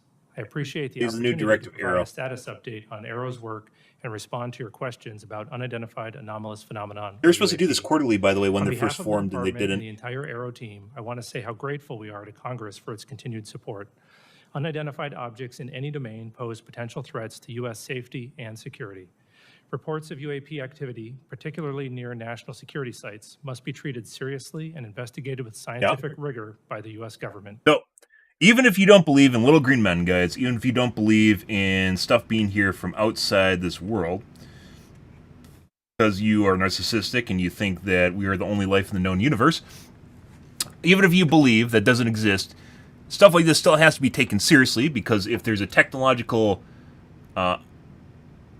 anything that's technologically advanced enough where we don't understand it and we can't explain it, but it exists, is a threat to national security, because that, you know, like when you see stuff flying around, little balls flying around, like metal, it's not stuff the government can do, allegedly. That probably means that we have work to do for, you know, like from a national security standpoint. The army, the military is designed to protect us, right? And if they can't, that's a problem, right? So even if you don't believe in little green men, you don't believe in flying saucers and aliens built the pyramid and whatever, you know, conspiracy theory, it very much, you should at the very least understand the threat to national security and the idea that military that we spend a boatload of our money on has to, you know, take it seriously, because they're required to protect us, right? That's their whole job. So even if you don't believe, this is the two angles here, guys, and why it is very much bipartisan and it brings a bunch of people together, is because even if you aren't for the scientific approach and you don't believe in, you know, the unknown or whatever, you still have to take it seriously, because it could be something that China can do, it could be something that Russia does, right? And that's something that really, really, really is important. I believe the statement, which we didn't really cover because it was just we loosely covered it after last Wednesday. The statement that Arrow released basically just said that, you know, it was basically more of what we saw from last year from their roundup statement. Only they talked to a new sensor network that they're testing out right now, which I don't know why, because we have Doppler radar, but you know, it's something that they're doing, I guess, with their money that they're spending to track stuff.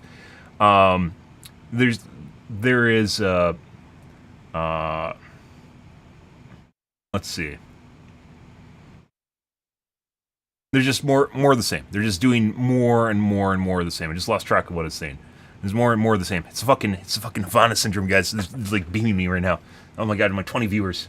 The truth is going to come By way out. of introduction, I'm John Kozlowski. I'm a researcher at my core with so basically they said last week that there's no evidence despite them saying that basically there's no evidence of them being extraterrestrial, there's also no evidence that they're being caused by China or Russia. They're, you know, stuff from China or Russia. So, you know, an academic background in mathematics, physics, and engineering. Good for him. I've spent most of my career. But it doesn't at matter when the National government Security gets to Agency, you. Leading advanced research in the areas of optics, computing, and It's level 5 black. By nature, I am drawn to tough scientific problems, which is what brought me to Arrow and the UAP mission. He's a Since I Pentagon arrived at level Arrow in black August, 5, I've been guys. impressed by the breadth and depth of my team's experience and the framework they've established to rigorously analyze UAP reports. Arrow has taken meaningful steps to improve data collection and retention, bolster sensor development, effectively triage UAP reports, and reduce the stigma of reporting UAP events. Last year, Arrow worked with the DoD's Joint Staff to issue guidance to defense personnel worldwide on how to report UAP observations and is working with the military services regarding implementation. Arrow has also launched a public website that features UAP imagery, case resolutions, material analysis, archival records, and more. These are only a few examples of Arrow's recent progress, and we're just getting started. To date, Arrow has over 1,600 UAP reports in its holdings from across the U.S. government. I'll share a slide in just a It's few doubled. minutes with It's fucking doubled from their last number. They originally said it was like 900. Now it's 1,600? Yeah. reports in its holdings for getting started. To date, Arrow has over 1,600 UAP reports in its holdings from across the U.S. government. By the way, the report they released on Wednesday or Thursday said they had like 900. Now he said 1,600. That's kind of weird. Okay. All right, bro. Because they released... Let's take a look at it, guys. AV Club stuff. Let's go to Arrow. They have it on their website. Also, how am I the only streamer that fucking gives a shit about this? I still don't understand that.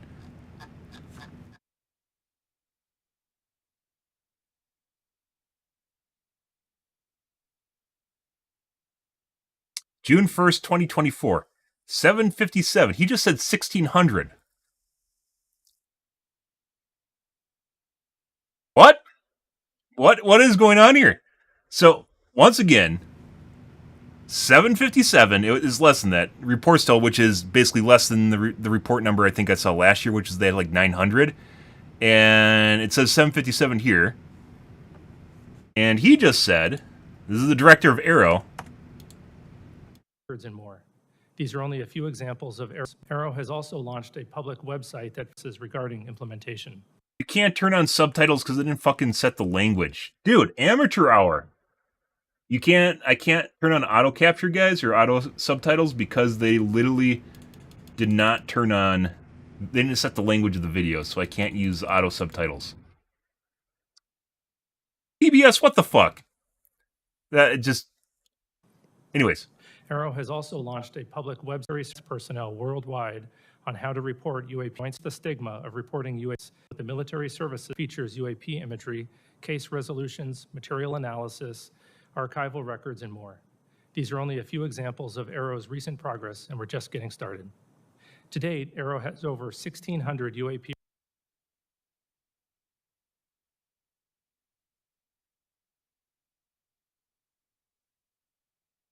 What? Reports progress, and we're just getting started. To date, Arrow has over 1,600 UAP. They fucking disgusted because they turned off the comments.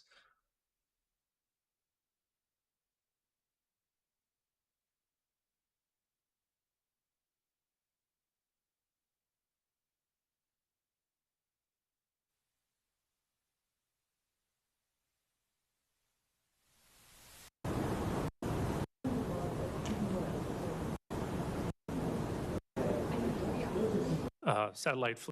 He's our newly appointed director of the It is 720p.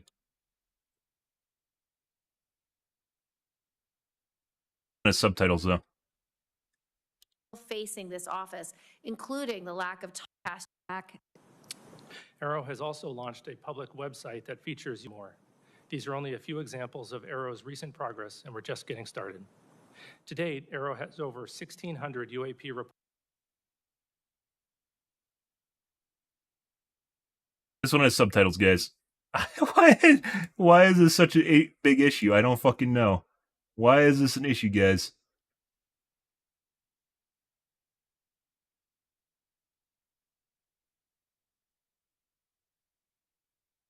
$1,600 UAP reports.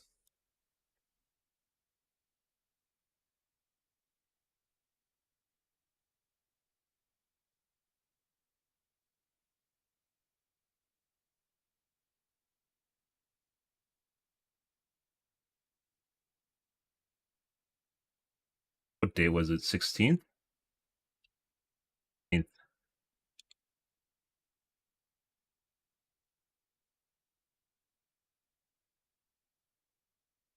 There's no way they just doubled the number of reports from June till today.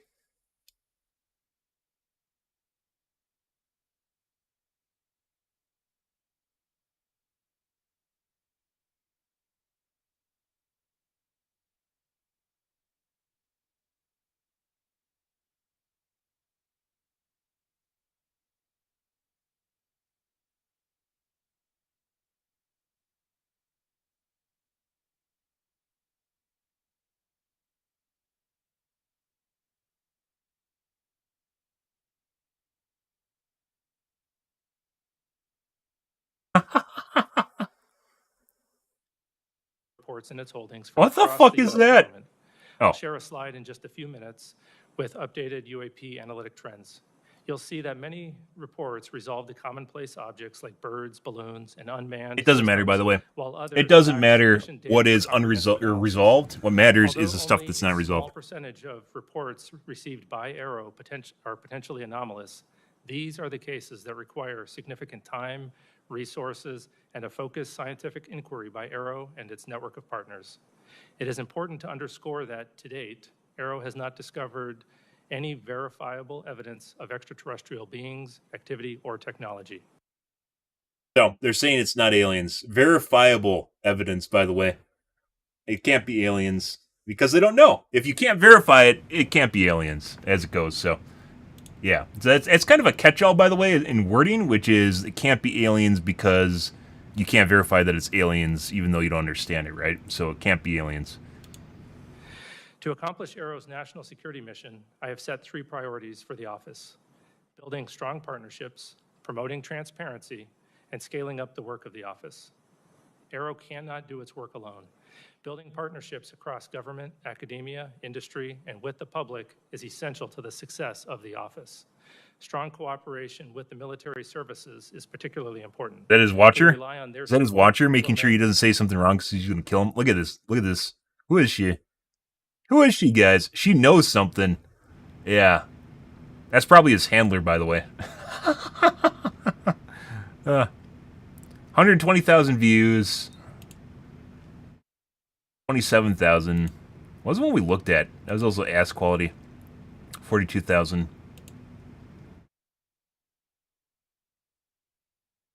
Doesn't list the number of views on these guys. 10 moments ago. Oh, no. Go away.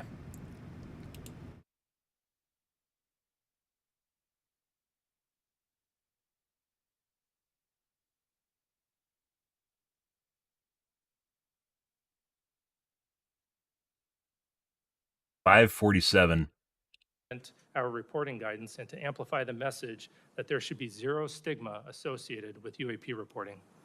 We also rely on partnerships with the national labs, the Office of the Director of National Intelligence, FBI, Department of Homeland Security, NASA, all of which play a role in the whole of government effort to address UAP.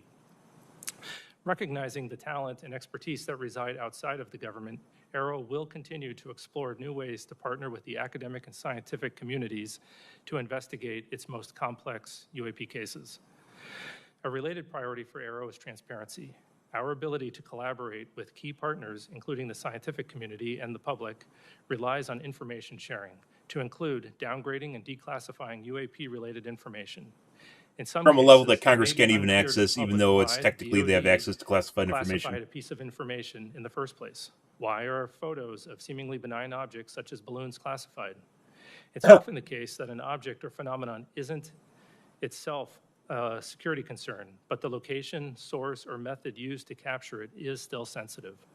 Many cases are difficult to quickly release to the public, but are reported to the appropriate committees in Congress that are authorized by law or House and Senate leadership to receive the information. It is important to note that Arrow does not unilaterally fucking Kick has me in Overwatch too. Instead, we work with the originator of a classified The UAP report from to ensure that declassifying that record does not inadvertently there was a harm UAP hearing last Wednesday from Congress with a bunch of witnesses, which was well worth watching, and we talked about it, and I have it on my YouTube, where I did a bunch of commentary to it. And this is Arrow talking to Congress, I guess, to kind of dispel some of the stuff that was said on Wednesday, I guess. Like, this feels an awful lot like their response to it. Security. Which is why the people on the panel are very different than who was on the panel, or not the panel here. The people that are in what is it even? The people from Congress that are here are different than the people last week that were here, that were there. The department is committed to declassifying and publicly sharing more information on UAP while protecting sensitive sources and methods. I'll be sharing some newly declassified imagery in just a few minutes. Arrow is also working closely with the National Archives and Records fuckery? I Administration to mean, make not UAP really, related because this is the documents government, publicly so available in a digitized collection. These aren't yahoos on YouTube. This is people from the government talking about UAP, as opposed to someone on the Sci-Fi Channel making a special about the aliens building the pyramids. So a little bit different.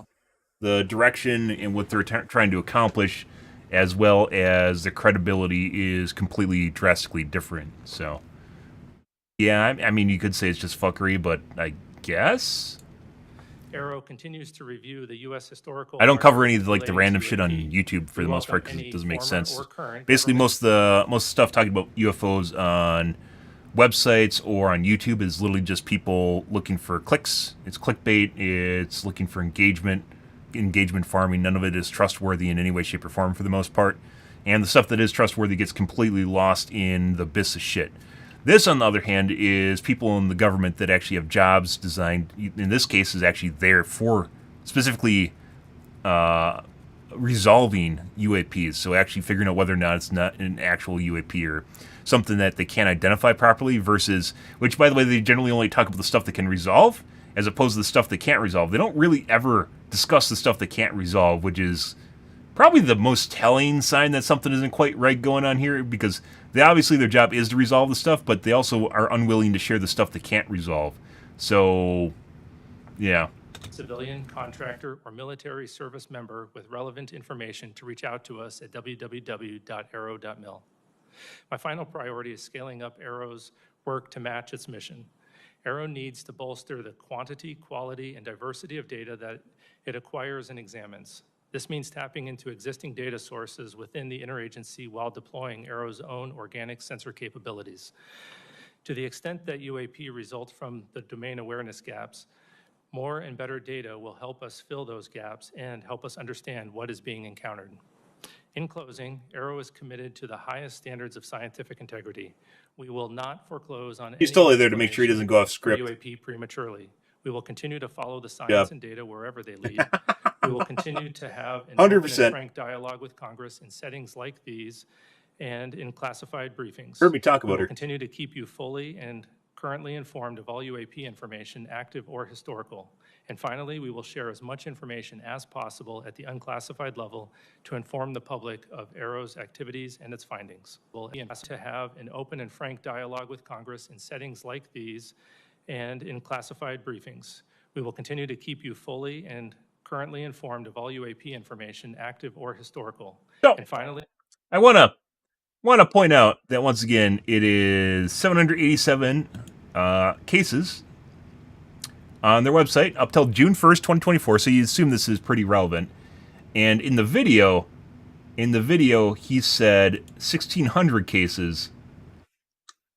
It's double, and I guarantee you it's not doubled since June. That's so something already is not lining up here, guys. We will share as much information as possible at the unclassified level to inform the public of Arrow's activities and its findings. For now, I'd like to turn to a brief presentation of UAP trends and cases. And then I'd be happy I'm actually curious to see what they're going to say about Go Fast. Wonder if it's just fuckery.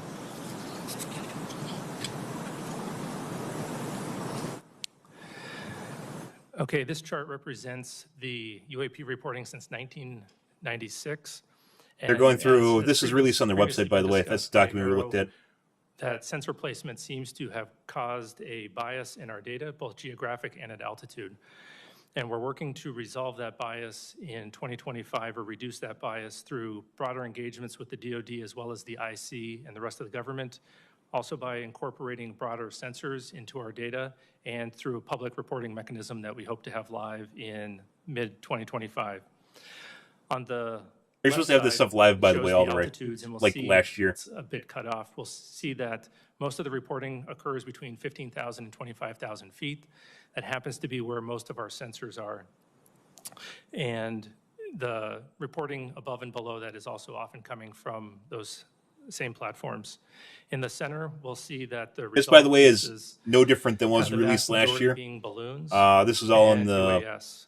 We're seeing the data from last year. Increase in satellites recently, particularly with the launch of mega satellite constellations such as Starlink, where the satellites are catching what is called satellite flares or glint off the sun just after sunset or just before sunrise. And on the rightmost, we'll see the morphology or the shapes that have been reported. The majority have been lights or orbs. We think that there's going to be an increase in the lights. I don't know about you guys, but he sounds kind of nervous. I don't know about you, but he sounds kind of nervous right now. What do you guys think? I think he sounds kind of nervous. When all he's doing is talking in front of a couple people in Congress, he seems really nervous for some reason, right? You know, this is just another day for him at the office. Why is he so nervous? With the mega constellations, but our most interesting cases, some of once again, by the way, this is he's not saying anything new. Actually, the shapes such as the triangle. He's literally just copy pasting what was in this report from last Thursday.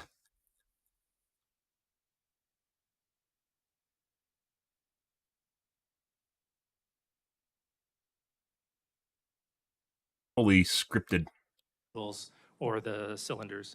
And at the bottom, we'll see the geographic bias. He's totally his handler. That I mentioned before, where most of the reports historically had been near the government sites. This bias has been reduced recently by reporting from the FAA.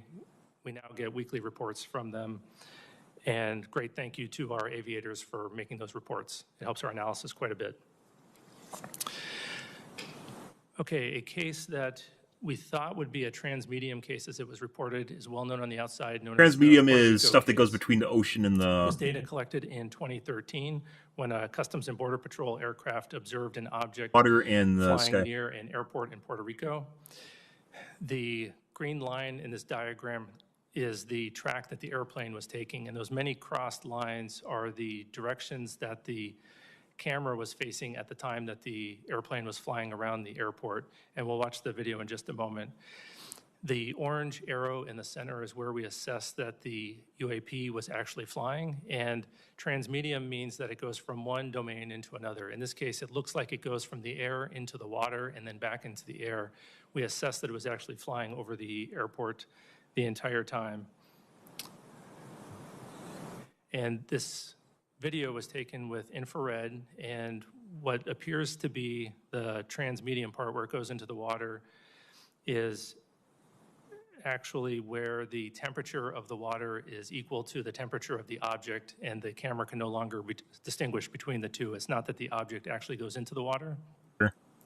And so we assess that the object, likely a pair of balloons or sky lanterns, was floating at about 7 knots over the airport in December. Well, I would agree with him that basically, water temperature is very constant, by the way. So it's very unlikely that the temperature of water is going to change. I would kind of agree with that assessment. And this video was taken with infrared, and what appears to be the transmedium part where it goes into the water There's no way that's fucking balloons. is actually where the temperature of the water is equal to the temperature of the object, and the camera can no longer distinguish between the So that means the temperature of the object either drastically changed or the water temperature drastically changed, which both things seem kind of weird. what appears to be the transmedium part where it goes into the water is actually where the temperature of the water is equal to the temperature of the object, and the camera can no longer distinguish between the two. It's not that the object actually goes into the water. And so we assess that the object, likely a pair of balloons or sky lanterns, was floating at about 7 knots over the airport and descending to about 200 meters. And this video will be released, and our report will be released later this year. I mean, so once again, plausible. And the thing is, if it's the temperature change, that means the temperature of this object would have to have drastically changed, or the water temperature, which is extremely unlikely, would have had to have changed, right? And he's saying that the temperatures match each other, so it basically looks like kind of camouflaged, as opposed to it going in the water. I'd believe that, but then it asserts that the temperature of this object is drastically changing, right? And that's also kind of weird. Is actually where the temperature of the water is equal to the temperature of the Those look like object, balloons and to you the guys? camera Those can don't no look like longer fucking balloons to distinguish me. between the two. It's not that the object actually goes into the water. And so we assess that the object, likely a pair of balloons or sky lanterns, was floating at about 7 knots over the airport and descending to about 200 meters. I'd believe the temperature And part, but this then the video rest of that, will be released, and our report will be released later this year. The Go Fast was captured the public attention. No, this and is- congressional attention when it was made public. there's three really prevalent UAP videos, guys. This is one of them, which is Go Fast, which was recorded by, I believe this is one recorded by multiple people.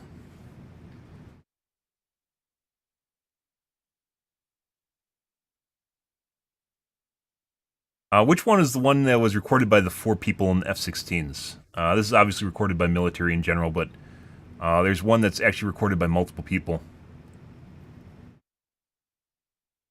In 2017, looks like an object flying very fast over the water, very close to the water. Through a very careful geospatial intelligence analysis using trigonometry, we assess with high confidence that the object is not actually close to the water, but is Are they gonna say it's a rather closer fucking to balloon again?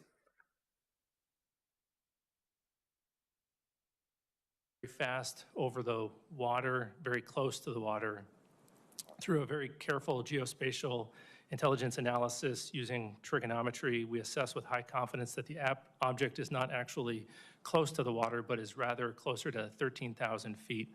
Diagram here shows as the platform is flying and capturing the object, if it is closer to the platform at a higher altitude, a trick of the eye called parallax makes it look Sure. like the object is moving much faster.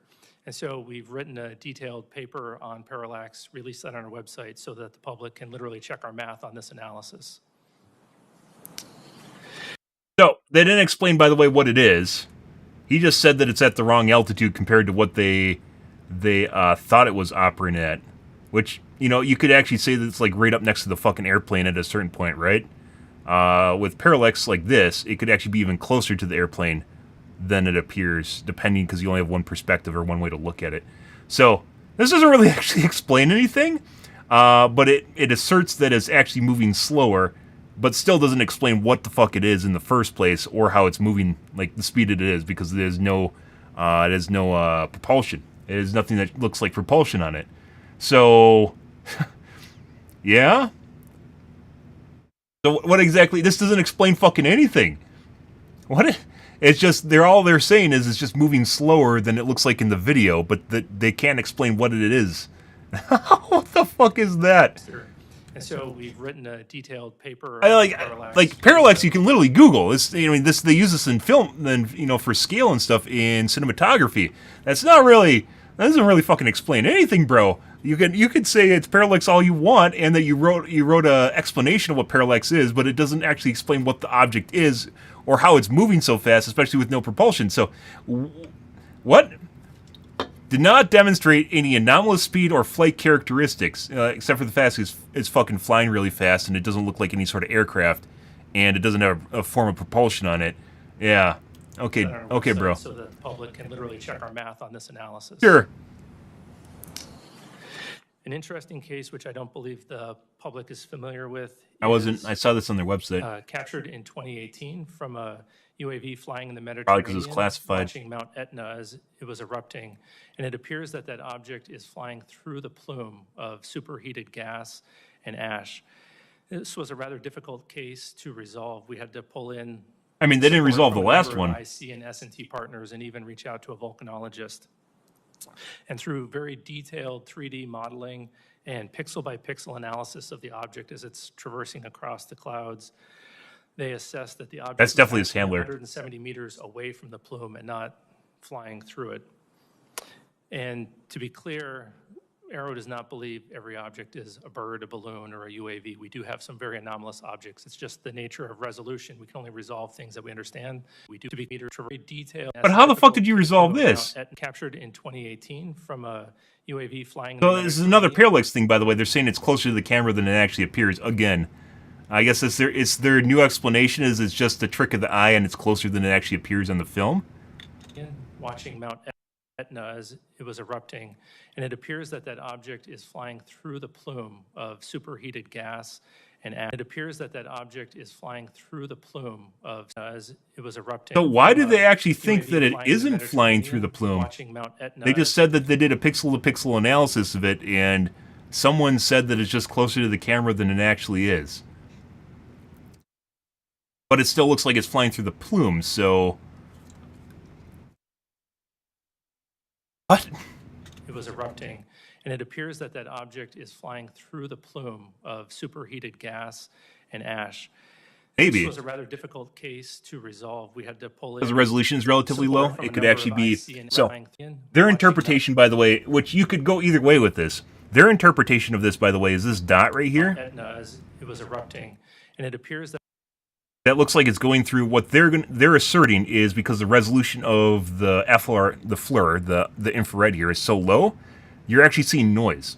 So what they're asserting as opposed to it, like this isn't even something where I'd actually confidently say that, although apparently I'm not an expert, right?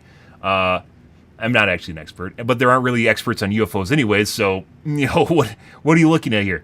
What are you looking for credible criteria here? UAV flying in the Mediterranean. So they're watching asserting Mount Etna. that it's because, my guess is because of the resolution, what looks like it going through the plume is actually noise in the camera, much like what you just saw with the last video. Although that one they explained with temperature, but it doesn't explain the vast temperature differences that caused it in the first place because they didn't even bother, I guess, looking at that, or maybe they decided it was good enough. A lot of this just seems like it's good enough. As it was erupting, and it appears that that So what they're asserting here, by the way, is this is an error in, my guess is this is error in the resolution of the video, which makes it look like it's actually going through the cloud when in fact it's noise. That it loses track because of the resolution. It loses track because of the way pixels work. Sometimes they'll get garbled with noise, right? It's losing track of the object, and it doesn't actually go through the plume when in fact it's actually the resolution phasing out. I would actually say this is absolute bullshit because it is like with artifacting through resolution, like you can see here with the banding and stuff. I hope you guys can see that because you're looking through my stream of a stream, right? You would be able to see it phase in and out, and it's not doing that. So, flying in the Mediterranean, watching Mount Etna as the playback speed, there it is.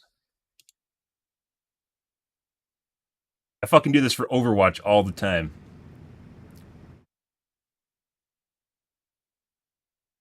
That is 100% going through the fucking plume.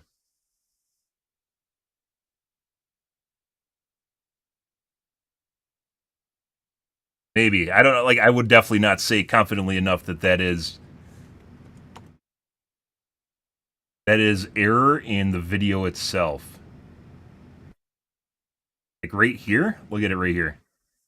You can occasionally see it like phasing in and out, right? Like that'd be a resolution thing.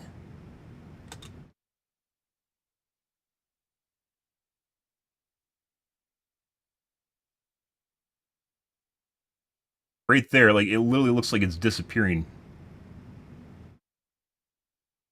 Also, still doesn't explain what the fuck this is, by the way.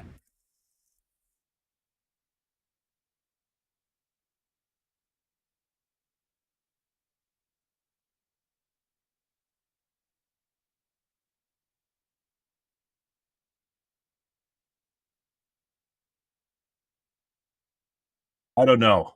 I don't know, bro. I could possibly believe what they're saying, but it doesn't explain what it is. Possibly believe what they're saying, and it's error in the resolution, error in the video, and therefore it has to be like closer to the camera, right? Because that would explain how it's moving so fast again with parallax. But I don't think so.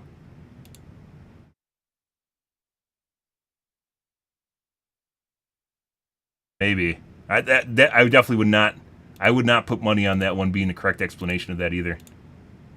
This was a rather difficult case to resolve. We had to pull in support from a number of IC and S&T partners and even reach out to a volcanologist. It kind of feels like they're just looking for confirmation Through very biases at this detailed point. 3D modeling and pixel-by-pixel analysis of the object as it's traversing across the clouds. They assessed that the object was actually 170 meters Totally away his handler. from the plume and So not parallax again. flying through it. And to be clear, Arrow does not believe every object is a bird, a balloon, or a UAV. We do have some very anomalous objects. It's just the nature of resolution. We can only resolve things that we understand. So we're now working on additional products where we can inform the public, Congress, and others of the objects as we're studying them, rather than once we've resolved them. Hey! With that, I'll take your questions. Thank you, Dr. Kozlowski. I appreciate your They showed a couple cases of stuff that they resolved and nothing that they haven't resolved again. testimony. It's been widely reported that individuals claiming firsthand knowledge of unreported UAP programs have been reluctant to engage with Arrow. What message do you have for those individuals, and how will you work to gain their trust? AV Club microphone, guys. I would let them know that Congress has gone out of its way to create the organization Arrow specifically to conduct these sorts of investigations and has uniquely empowered them. But to over have the last access 2 to years, all it's kind of UAP shown that it might not information, actually be whether trying to that's do that. historic or And current. I would, well, some of these seem plausible, guys. They don't completely explain what the fuck's going on here, and I wouldn't even confidently say that it resolves them either. It's just, yeah, Alec, this is our interpretation. It's actually closer to the camera than it actually is. And yeah, that's it. Come on. And we take that responsibility and those authorities very seriously. And so we have been reaching out to a broader community, encouraging folks who had talked to Arrow personnel in the past and maybe felt uncomfortable to come back to us. We've met with several of their Totally his handler. interlocutors and a couple of firsthand witnesses, and we are making great progress. And those firsthand witnesses that we have talked to do feel comfortable coming back to us. And so we hope that more folks that do have information would go to... So I don't actually, by the way, I don't know who that is, but in the case of someone that's being manipulated, coerced, or, you know, like basically under the gun, you have someone closer to them because then it applies a threat to them. So if you feel as though they're going to go off script or say something they aren't supposed to, someone that has basically authority over them or represents basically someone that's trying to keep them under their thumb, the closer they are, basically the more pressure you can apply to the person, right? The more they'll feel like they can't say anything. It's why if there's cases of abuse, domestic or otherwise, you try to separate two individuals that, you know, when you feel like someone's being abused by someone else, you separate two individuals so the person can come out. If they're next to the person, they'll feel under threat of being unable to say, you know, things that they feel are either right or that they should be able to say. Once again, I don't know who this is, but this person very, very much feels as though it's somehow related to this guy, and it doesn't feel like I don't know. I'm just completely making shit up at this point, but it doesn't feel as though it's a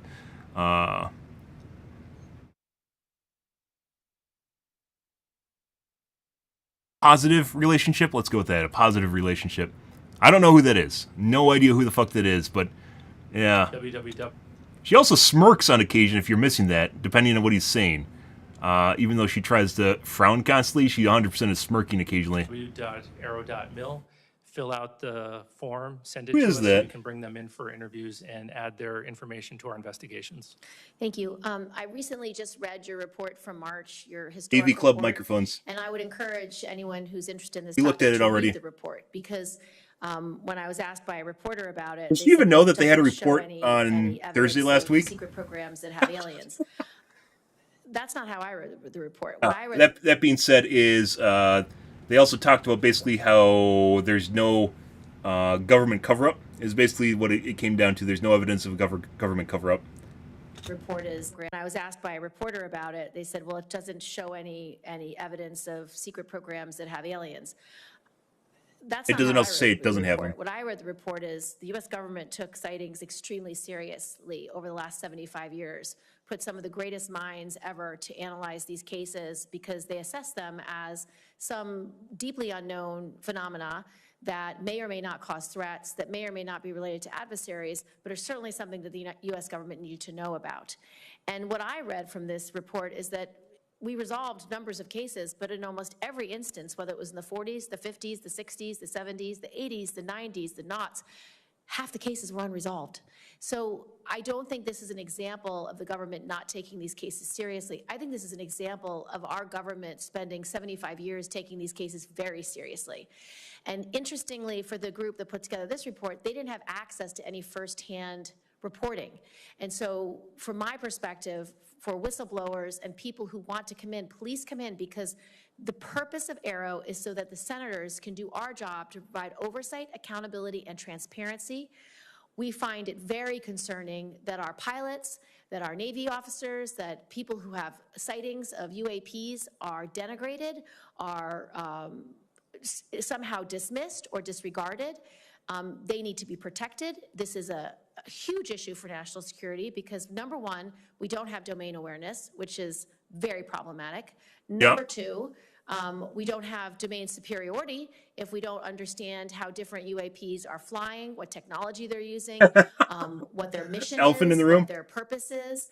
And at the base level, we have so many UAPs around our bases, around our military sites, around our nuclear sites, that it's deeply disturbing that adversaries at a minimum could be using these opportunities to spy, to glean intelligence that will harm our long-term national security. So I'm grateful that you're taking the whistleblowers very seriously. I'm grateful that Arrow is trying its best to integrate the private sector, the public, into their work. Interestingly, in this hearing, we heard that the FAA is now working hand in glove, which is very helpful.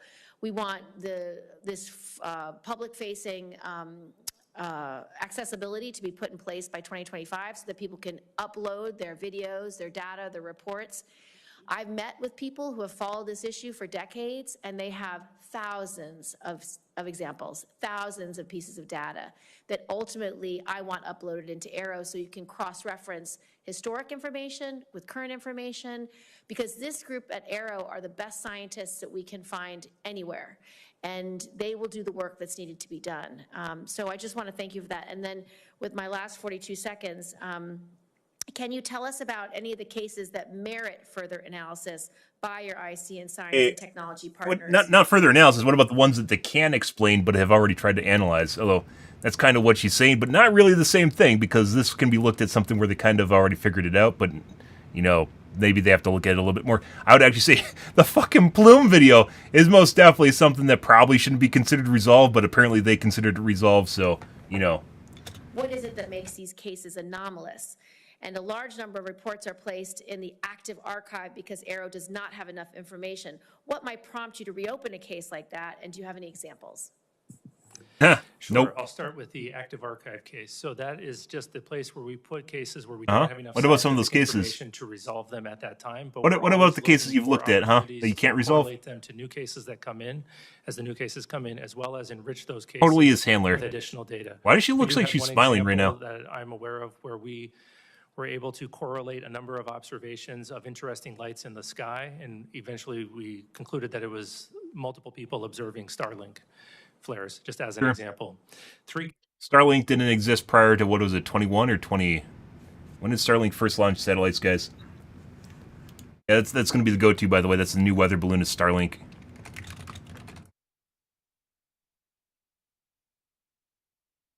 2019. May 23rd, 2019. So basically everything after that point, they're probably going to point out being Starlink satellites. Cases that merit analysis that we're working on right now. One we might be in the process of It's resolving. parallax, guys. It's not actually close to the camera. It's actually further away from the camera. You just can't figure it out. It's parallax. It's all parallax. But nonetheless is still interesting. The first one, Literally, the new weather balloon is parallax and Starlink satellites. That's it. Officer out west, where he observed a large orange orb floating several hundred feet above the ground, a couple miles away. He went to investigate what was going on with that orb. And as he was pulling up to the location where he thought would be below the orb, about 40 to 60 meters away from some object that was, the area was well lit, he saw a blacker than black object. He said it was about the size of a Prius, 4 to 6 feet wide. And as he got 40 to 60 meters away from the object, it tilted up about 45 degrees, and then it shot up vertically. He says 10 to 100 times faster than any drone he's ever seen before. And it did that without making a sound, as far as he could tell from inside of his vehicle. And just as it left his field of view through his windshield, then it emitted very bright red and blue lights that illuminated the inside of his vehicle as brightly as if someone had set off fireworks just outside his vehicle or street flares. So that's anomalous because of the size of the vehicle with the great acceleration. And when he came back to investigate. But there's no video? Like, so this is kind of like, you know, it's cool to believe shit like this, right? But there are tons of testimonials like this, and it doesn't really, it's a sheriff, so that holds more credibility than just a rando on YouTube, right? Or your friend's friend knows a friend, right? It holds more credibility, but at the same time, if there's no actual, video or sensor data, what is it that doesn't actually mean a whole lot of anything, right? So, like, testimonials are obviously really important, especially if they collaborate what someone else has, especially if they have a video. So if you get two people in two different places of origin collaborating, that's one of the reasons I like the Go Fast video or the Tic Tacker. One of them literally had two tandem jets with 4 people in them collaborating the same thing from basically, well, relatively two different perspectives, even though they're next to each other more or less, collaborating the same thing. And well, you can look at one person's personal opinion, it doesn't really mean much of anything, but if you have multiple people, especially when they're unrelated or like not close to each other reporting the same thing, that's really when like a personal testimony really starts to mean something, right? But in this case, he's describing basically, well, it is cool and everything, he's describing something where there's no video, where the UAP hearing from last Wednesday, the new one, which is highly worth watching, by the way. I don't watch any shit from Congress. It's highly worth watching. One of the guys described that they actually had videos. It was another orange orb, or was it a glaring white orb? I think it was a glaring white orb in the Indian Ocean, I think it is. That a carrier group was basically observing it, and they have a bunch of like telemetry on it, but that's not stuff they can actually share. So the weird thing is, in the past, when we've looked at stuff like this, guys, and Arrow has testified, weirdly enough, the stuff that, you know, whistleblowers are talking about and, like, you know, the well-known UAP stuff that they're talking about isn't stuff that Arrow actually talks about when they actually get on stage here, where they're like, hey, you know, this is stuff we can actually talk about and share with you, but then they don't actually ever, like, intermingle with one. It's probably one of the first examples, by the way, of them trying to debunk kind of something older, which was the Go Fast, and I don't really fucking believe that one, but, you know, they're the experts. Maybe it's actually a good example. You probably could actually put the video through, you could put the video through AI, and assuming you have the best, basically, version of it, best resolution version of it, you could probably put it through an AI model and figure out whether or not it's parallax or all. Maybe you can even do that with a AI model, the video analysis.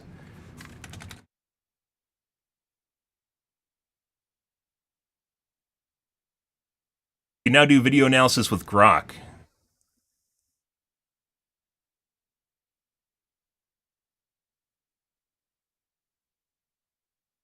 Let's see. Grok 1.5.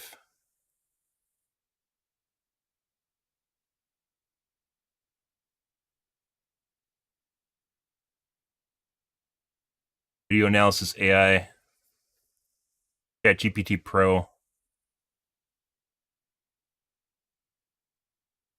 I'd actually be kind of curious, guys. I am actually legitimately curious.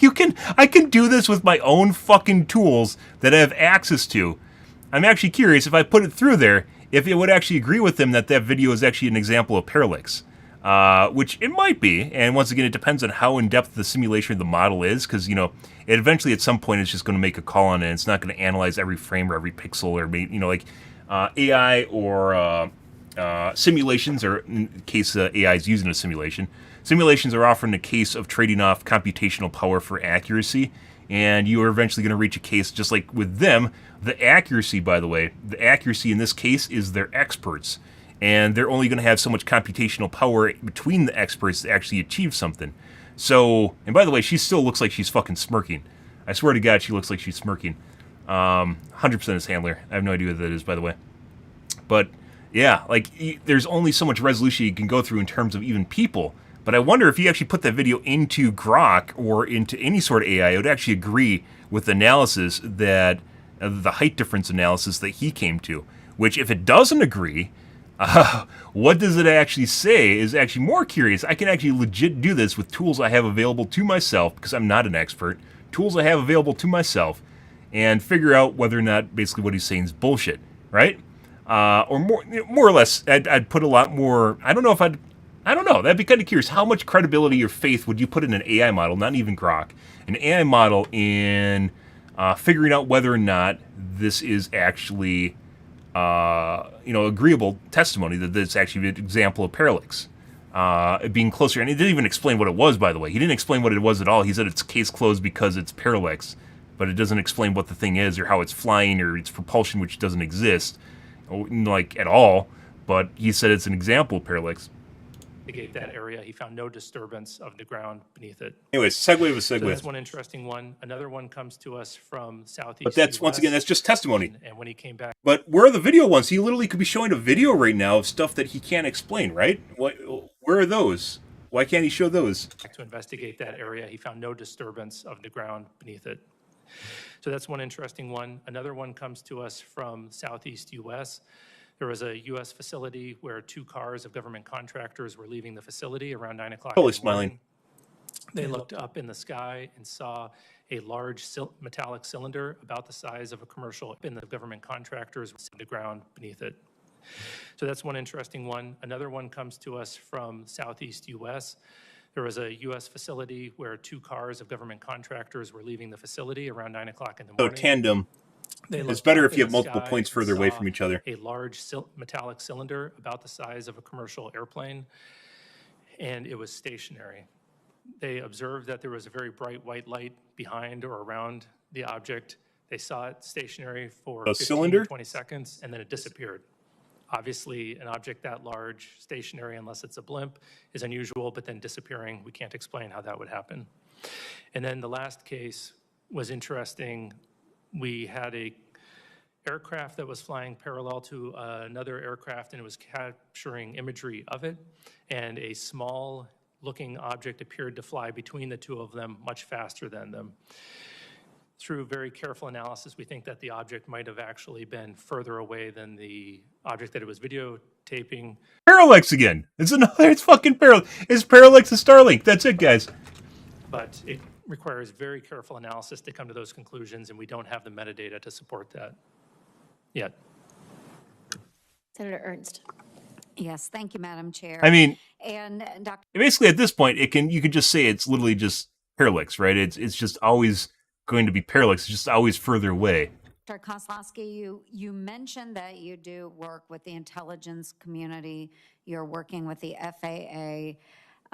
Has Aero involved academia? Have you gone to universities? Do you have outside organizations that you are working with? And if so, can you walk us through some of that collaboration? Sure. Right now, most of our collaborations that are veering towards academia are with university-affiliated research centers associated with universities or with FFRDCs. Our partnership with universities, I would say, is lacking right now. We have some one-off associations with university professors. However, that's our fault, and it's largely because of the need to declassify data. We need to give the professors something to work on before we can really engage them. So we're working significantly on a declassification effort. We've hired a number of declassification experts, and we're going to be trying to get cases like the ones that I just discussed here declassified so that we can engage with the universities on a regular basis of professors. However, that's our fault, and it's largely because of the need to declassify data. We need to give the professors something to work on before we can really engage them. So we're working significantly on a declassification effort. We've hired a number of declassification experts, and we're going to be trying to get cases like the ones that I just discussed here declassified so that we can engage with the universities on a regular basis and provide them the data. Talking to a scientist without data is going to be rather disappointing. So hopefully in 2025, we'll be increasing those efforts. Right. Well, I appreciate that. I think there's a huge pool of talent out there that you should tap into. Given the public's growing concern and interest in UAPs, how do you balance the need for the transparency that our public is demanding with the potential risks of revealing classified defense information? I mean, like, arguably before the Arrow website or Arrow itself got compromised, they did actually occasionally upload videos of UAP cases that are unresolved, right? The one that I always go back to is this round ball one. And it is entirely, completely possible that they can legit declassify this stuff by covering all the little icons. It's not hard. It's not hard to do, guys. Right? That, by the way, there is absolutely no way to fucking explain this thing at all. There's absolutely no way that you can ever explain it. It's actually closer to the camera lens. You know, like you could say it's parallax, guys. This is actually parallax. It's another example of parallax. It's just as closer to the camera than it appears, so it's not actually moving that fast. But it still doesn't explain how a fucking metallic ball is flying through the fucking air, right? It doesn't matter if you say that it could be parallax and it's moving slower, because it still doesn't explain what the fuck it is in the first place, right? And it's pretty clearly that it's, you know, it's not something you could resolve, because you can't say what the fuck this is.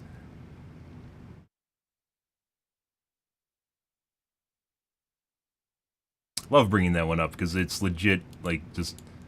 Yeah, that's always a concern that's on the front of our minds. We want to make sure that we're deconflicting both on potential U.S. programs and what the IC might be tracking for adversarial programs as we're aggregating that information. And he's smiling more now. Share it. However, oftentimes we can remove the discussion of the unidentified and anomalous activity from the sensitive information that our partners are concerned with. And that's usually going to be the platforms that the information was collected with, if it is a truly anomalous. And so we have our partners working alongside in the declassification of that data. Very good. And then without having to explain the UAP, what do we need to begin really doing about them? What precautions can we take? What should we be doing about them? I think that removing the stigma, reducing the stigma is the first step. We need to make sure that we're having honest and transparent conversations about them, because if we're hesitant to discuss them, then it opens the opportunity for an adversary, as you had mentioned earlier, Senator Gillibrand, to come in and conduct some activity. So we need to do that, and we need to have... He's 100% smiling more. And understand that whether it is a UAP or a counter-UAS issue, that we need to have that complete domain awareness around our national security facilities. Wonderful. Thank you. Thank you, Madam Chair. Just a couple of follow-up questions. We didn't discuss in this setting the most recent UAP or UAS encounter with bases like Langley. I know that the incursion by UASs that were publicly made available through the press that took over 2 weeks was fairly alarming to senators, because there was a question about what technology they were using. There was a question about why it was so hard to detect. Can you speak to how Arrow will be integrated into the review of these kinds of cases, and how you can be helpful to both the intelligence community and the Department of Defense in analyzing or being able to more quickly analyze what's knowable and what's not knowable, so that because once you do identify it as a drone, for example, it then goes to the right department at DoD or the intelligence community to assess, deal with, or take down as the incident might be. But to talk to us a little bit about what role you can play for both the DoD and the IC community in these kinds of incursions that are happening when we don't know what tech is being used and we don't understand a flight pattern or we don't understand how they arrive and depart in the way they do. Yeah, we are generally going to be supporting them through an advisory capacity as an organization that naturally needs to conduct baseline experiments of the environment to see what normal looks like, whether it's balloons, birds, anomalous activity, or drones flying through an environment. We're going to gather a lot of data that will allow us to characterize an environment very well and then detect and follow those tracks, hopefully rather efficiently. There's also a lot of overlap in the type of sensors that are going to be used. Basically just describing their job. Mission and the UAP mission, whether that's active detection like radars or passive like cameras. And so as Aero is trying to push the bounds on detectability for UAP, we're hopefully going to have best practices that we can also provide to the counter UAS, and potentially we might have additional technologies that we can offer them to support. This feels an awful lot like the people asking them questions on Congress aren't actually trying to get answers, but rather are sticking to some sort of, I don't want to say agenda, but rather some sort of, they're trying to highlight the benefits of Aero and what it's doing currently, as opposed to stuff that it shouldn't, like it should be doing, but it currently isn't. And kind of curious, this whole conversation and exchange here seems an awful lot like the people on the board right there that are asking him questions aren't really asking him questions that really matter for the most part. The one probably big one was the first lady that asked them basically when we can get information on stuff that can't actually, like we don't have access to the unresolved cases, right? Why can't we access the unresolved cases or have things looked at that they're unresolved? But a whole lot, like most of this actually just appears to be almost rhetorical, I want to say. It feels like it's a press conference for them to talk about what they're doing, as opposed to discussing things that they haven't done that they should be doing. I'd like to just address a little bit of reporting and feedback. As you know, Aero is required to develop a mechanism for the public to report UAP information. Now that that mechanism for current and former military, civilian, and contractor personnel has been established, can you speak to Aero's plans for a public reporting mechanism, and how did Aero arrive at this approach, and were other options considered? And second, for pilots and operators who have reported a UAP, what feedback, if any, has Aero provided to these individuals related to what Aero is doing with their report and how the report has been resolved? How does such feedback or lack thereof impact the frequency of UAP reporting? Yeah, the public reporting mechanism that we've decided to go with is going to look similar to the reporting mechanism that we currently have for historical events, where we're going to ask folks to go to our website, download a PDF form, put in the narrative for their account, and then email that to us with accompanying media. Usually it'll probably be imagery. We went with that option because we thought, one, we could do it rather quickly, we could do it efficiently, make it very cost-effective. And the email box, guys. But also we think we can gather all the data that we're going to need to conduct our analysis, and then we're going to have that feed into an automated processing system that will cross-correlate that against all the other public reported cases as well as the U.S. government cases. We did consider a number of other reporting mechanisms as to include automated online forms as well as cell phone apps, and we ultimately decided that this would be the safest, cheapest, and easiest to maintain in the future while protecting the private information of the individuals who are reporting. Regarding the feedback from They don't have anyone on board that can actually make a good system. Right now, we don't have a good feedback mechanism. It's fairly informal. We're working on building a case management system that Aero will use at all classification levels, and hopefully in that we'll be able to provide feedback as the case is going through the resolution process. We have multiple phases. Then the folks who report that, whether it's a pilot at the classified level or someone potentially reporting through another mechanism, they'll get that automated feedback.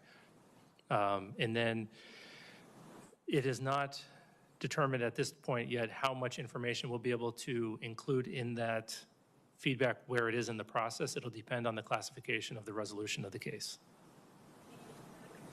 My final question is there anything that you need to tell the Senate that you need from us, whether it's funding, whether it's support, whether it's legislation? Is there any requests that Arrow has of us or anything else you need to brief us on for us to be able to do our jobs to protect our service members as well as integrate public interest and public data and information into the future analysis efforts of Arrow? So first of all, I want to say thank you again.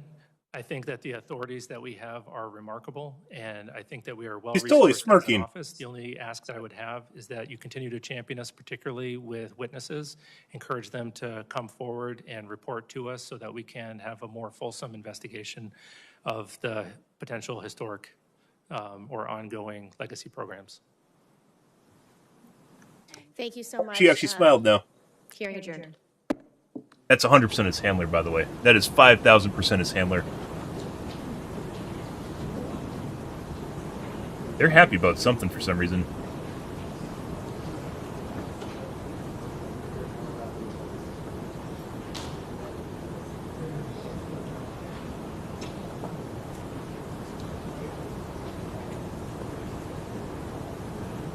Seriously, let's take a look real quick here. Hearing adjourned. And I think that we are well resourced as an office. The only ask that I would have is that you continue to champion us, particularly with witnesses, information and preparing to share it. However,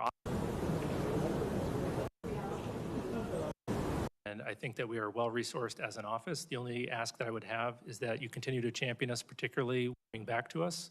And so we hope that more folks that do have information would go to protect our service include in that feedback where it is in the process. It'll depend on the classification of the resolution of the case. You really wonder who that is. Okay. I was actually kind of curious. I was looking at his brow here and looking for sweat levels, by the way, and not seeing anything. Okay.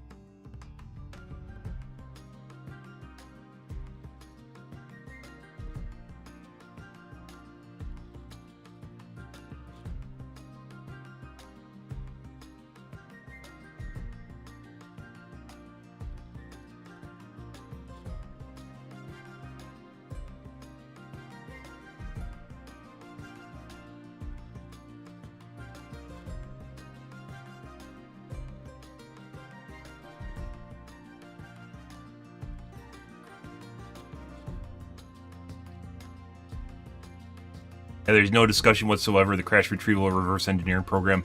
There was one in May earlier this year, right? Where Arrow released a statement that said that they had none of their contacts basically, like, they didn't, there was no government crash retrieval program. It's basically just a denial of there ever being a crash retrieval program. But then there's even more people that are coming out that worked with the government that's saying that there is. So at some level here, it feels an awful lot like there is a disagreement among information, which is probably why people thought Arrow was compromised in the first place, is because not only are they not addressing basically the major concerns or talking about them for the most part, they just like take the complete opposite side of the field no matter what, and it's kind of sort of weird considering how much information there is. Quick observation: why was he not put under oath? That's also curious. Not that it really matters that much. Most committees rarely require witnesses to testify under oath legislative hearings. I mean, you'd still do it, right? Yeah, I mean, it doesn't matter if most don't. Why wouldn't you do it anyways if it's actually a sensitive hearing?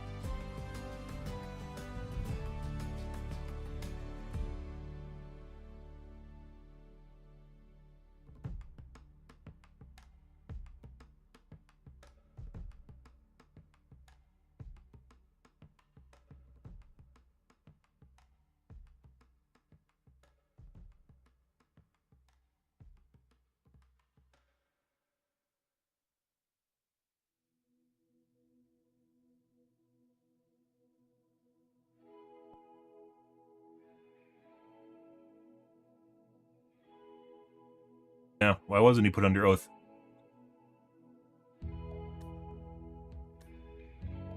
Never seen so much bullshit in my life. Yeah, it was basically reiterating basically what's on their website. All denying anomaly rebuffing office. Apparently now balloons and seagulls can pull 3,000 Gs and maneuver around F-18 and F-22s without breaking sound barrier. Yeah.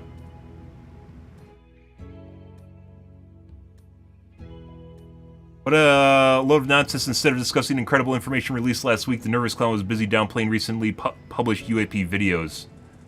Yeah. Yeah, so I wasn't the only one that picked up on him being really nervous, which is kind of curious. Once again, I don't know who this lady is right here, but I'm pretty sure that's his handler.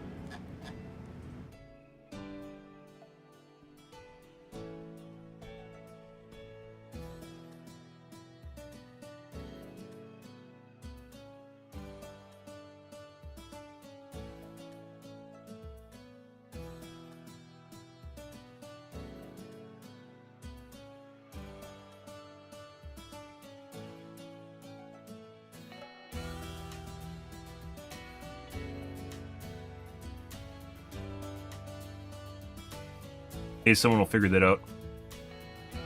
I can't. Returned error. No way. No way, guys.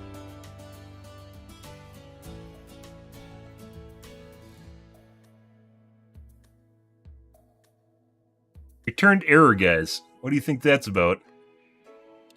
My comment can be deleted? Level. My comment's deleted. Good. My comment's deleted.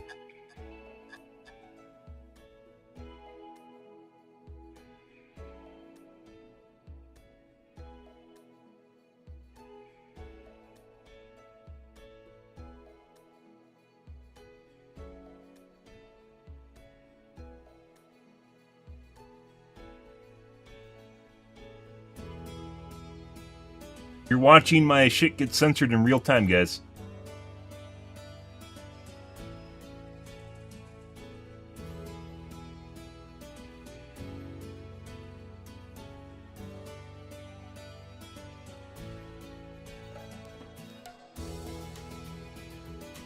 The thing about like censorship is it doesn't fucking tell you why it gets deleted.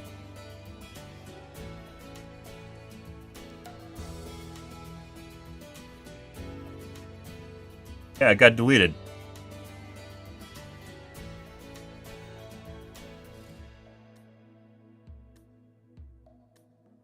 One I just posted, by the way, which I copy pasted my comment literally got fucking deleted.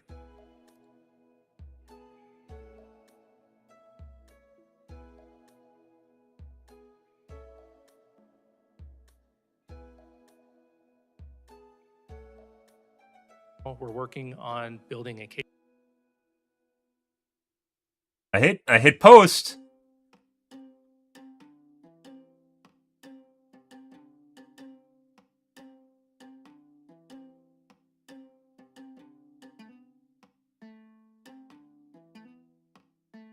God, I absolutely fucking hate, like, if this is being done by AI, I absolutely fucking hate how there's no response to why my shit's getting censored. So I can't fix it and remove the parts that are, I guess, controversial? Why is this message getting censored, guys? You guys legit watched me post the post and then it got removed. So why is it getting removed?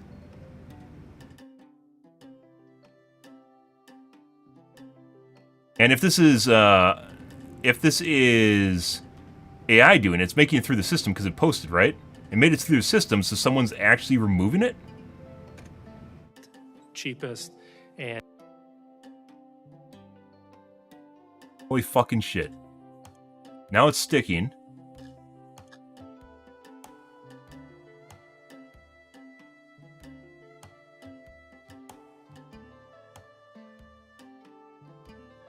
Good thing I copy pasted that. Yeah, whenever you see fucking errors, guys, make sure you copy paste your shit, because otherwise it fucking eats it.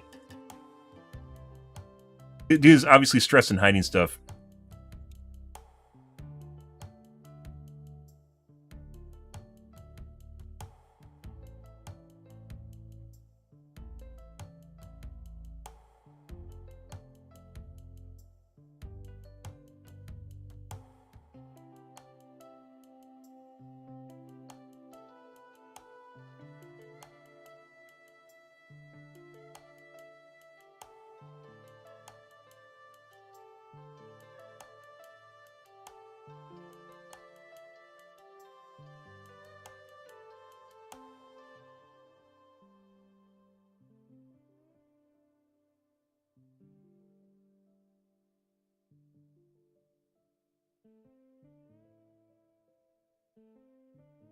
Dude, how legit fucking... Oh my god, do I have to fucking open up Notepad?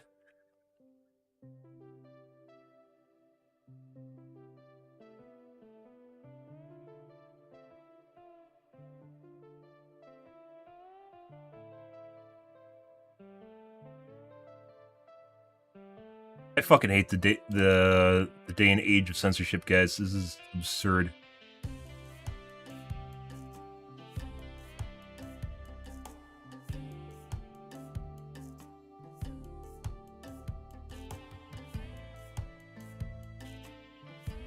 Mainly because it just removes your shit and you don't ever get to see it.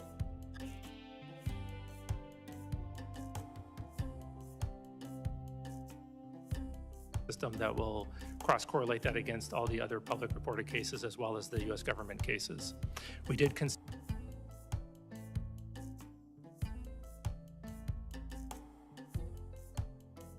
Why is Susan Go a PsyOps strategist running all the internal comms on UAP? Is that the main lady?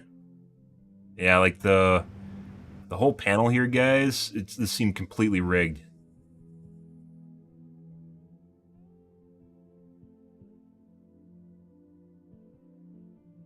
Go, I think? None of these guys were the same people, by the way, and he didn't even talk. None of these guys are the same people that were on last Wednesday's hearing.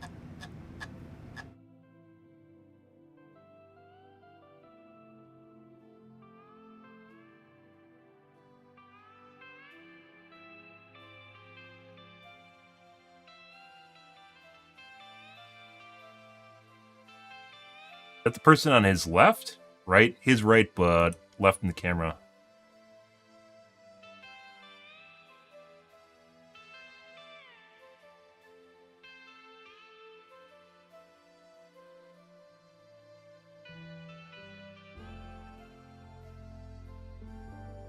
LinkedIn. Is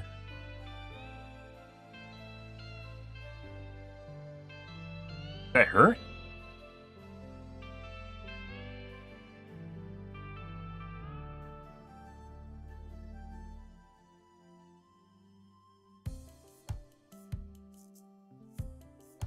Oh, it's Miss Ernest, Miss Gillibrand. So is this Miss Go?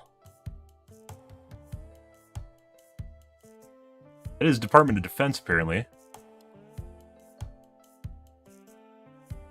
Fuck did my tab just go? There we go. Nope. There we go.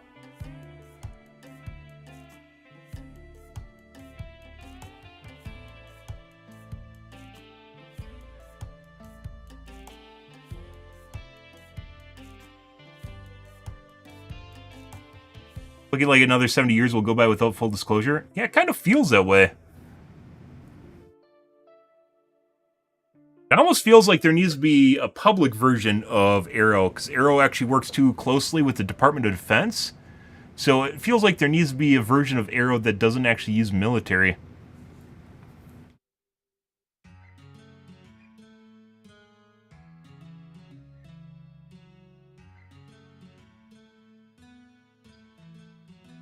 It's Parallax. It's not Swamp Gas, it's Parallax.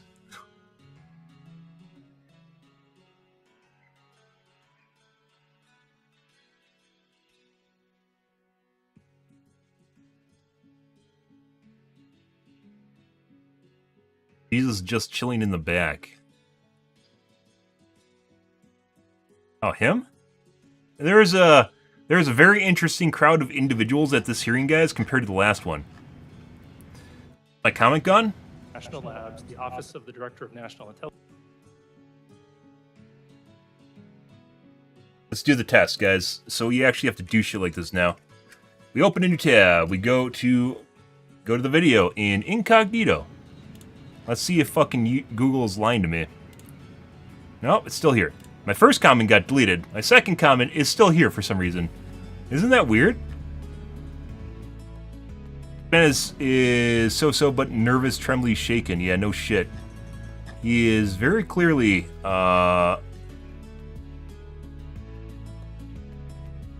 he is very, very clearly, nervous about something. Very nervous about something. Just a bunch of randos, right? Why should he be nervous about anything?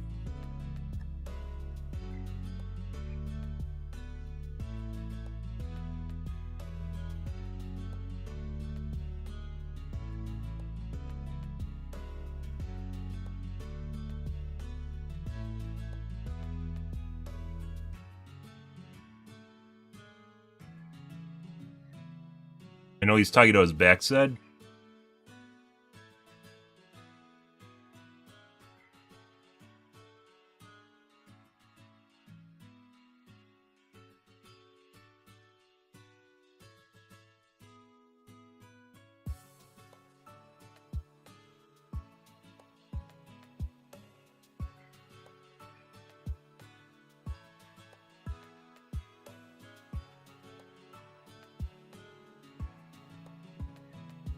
Also, people like this, would even, like, swearing people in even matter? Like, obviously, if you break a sworn an oath, it can send you to jail, right? But, like, is this even, would people like that even care? Yeah, NBC actually, or ABC actually covered this.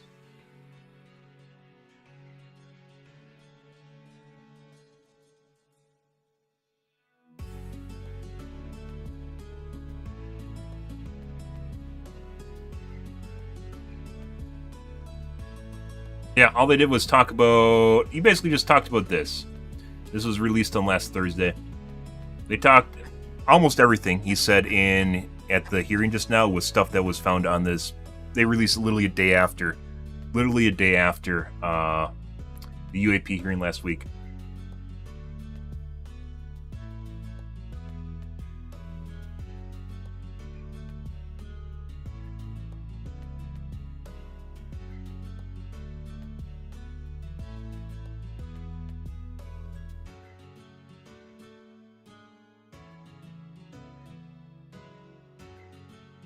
Saying the instruments in the F-18s don't track. I think it was the F-16 don't track and the go fast don't track accurately.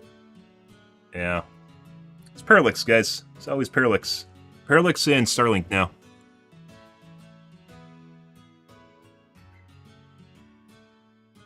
Real.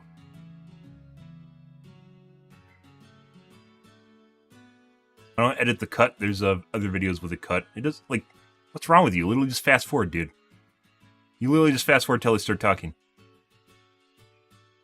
Why don't you talk about the fucking jellyfish video? You can't find a way to debunk it yet? No shit. And I don't even think that didn't even explain, just saying it's Parallax, which they could literally use it for almost every single explanation at this point. It's a catch-all. If they're going to use Parallax as an explanation, you're going to explain away the jellyfish video with Parallax too?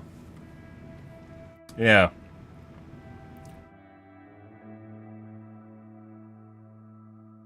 Zero actually follow up to the previous hearing. Minimal staff, no accountability. What happened here? Yeah, no shit. And it feels like the questions that the people were asking on the panel or on the committee were, I think it's, you'd have a panel and then a committee, right?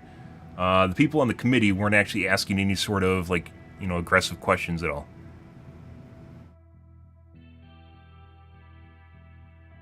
Narrative always stays inside the bumper lanes.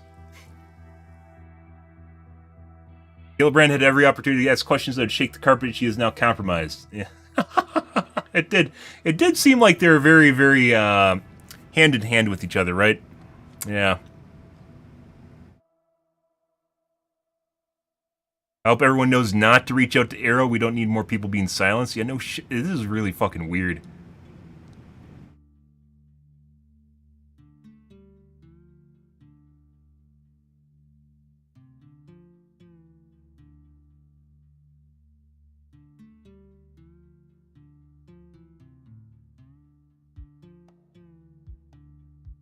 So we were seeing the congressional hearing packed only for the Senate to be completely empty at the Senate hearing. So there's Senate and Congress, right? Or Senate and the House of Representatives, but they're both Congress. The congressional hearing can include senators, I believe.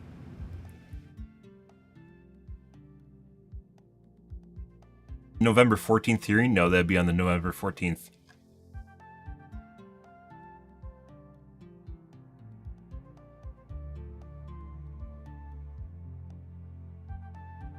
Doesn't count if you're not under oath. Yeah, no shit.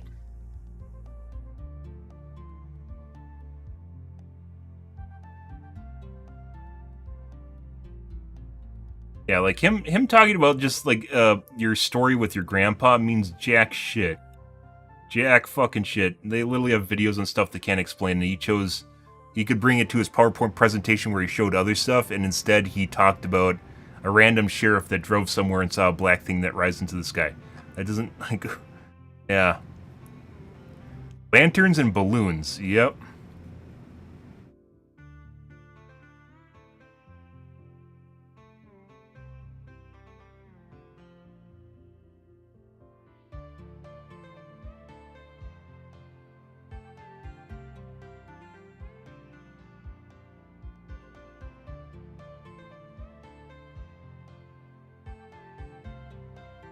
Parallax and Starlink.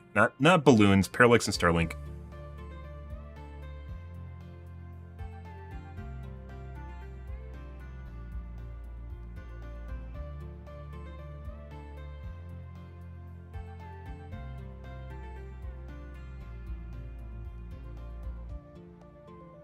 Yeah, this is literally right after the Wednesday hearing. This is totally intentional.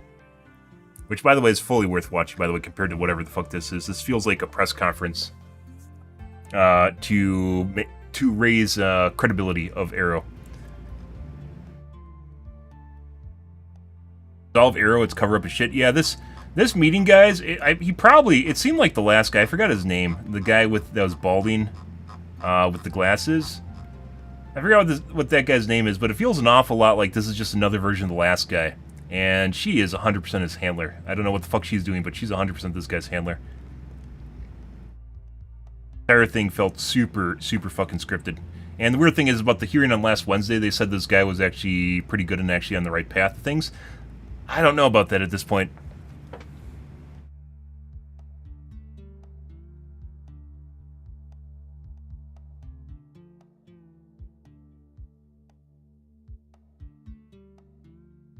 100% his handler. Okay. All right, guys. I didn't actually expect to watch this today, and fully going into this, I expected this to be bullshit, and it basically was. It didn't really address any of the major points that they talked about on Wednesday last week. It basically just talked about this, which was released the day after last week's Wednesday hearing, which is their basically yearly report, right? Which is almost identical to the year before. The only big difference is they basically just talked about them making a sensor net, which they have in testing right now, and they plan to deploy a little bit of this guy right here. But kind of curiously, we already have something that literally can detect birds and is already basically deployed across the entire U.S. And it's sensitive enough to detect birds. So, yeah. Yeah. Maybe I'm thinking a little bit too much about this, and, you know, National Weather Service obviously is not in the game of tracking UAPs, but they 100% could be. We have today is a chance of rain with a side of UAPs, by the way. This is actually, if you guys didn't know, I think a lot of people don't understand that the weather tracking radar system has been in place for a long time. And it's been pretty much fucking everywhere. It's pretty much everywhere. And it's sensitive enough where I remember on the news them talking about this, where they actually had to censor out birds because you could actually see them on the Doppler radar. Yeah. And it's sensitive enough to do stuff like this, but you can't use this to detect things like UAPs flying around. And almost all of it is interlinked because it needs to be for the weather system. So, yeah. Stuff and things and stuff, guys. This is actually pretty cool, though, if you think about it. It's like a flock of birds as they fly up into the air. That's what they look like. To Doppler.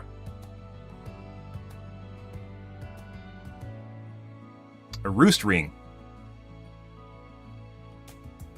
Unique donut pattern known as a roost ring is the result of birds departing their roosting site in all directions, roughly equal densities. As they travel further from the roosting site and reach higher altitudes, they are detected by radar until they either rise above or drop below the radar beam. Some species are typically returned to the same roosting sites even in evening, which is situated near bodies of water. As a result, the roost rings are often observed at the same locations on radar over the course of several mornings. They can do that now with birds. They can do that now with birds, please. Come on now. Okay. Let's see. And then the rest of the articles here are literally just going to be summaries of what we just watched. And I think it's worth watching it because the summaries don't actually collaborate. They're give you information on what's actually happening completely.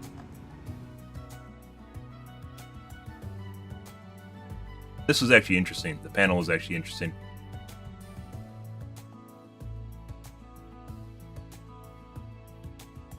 Okay, alrighty guys, let's see, what time is it?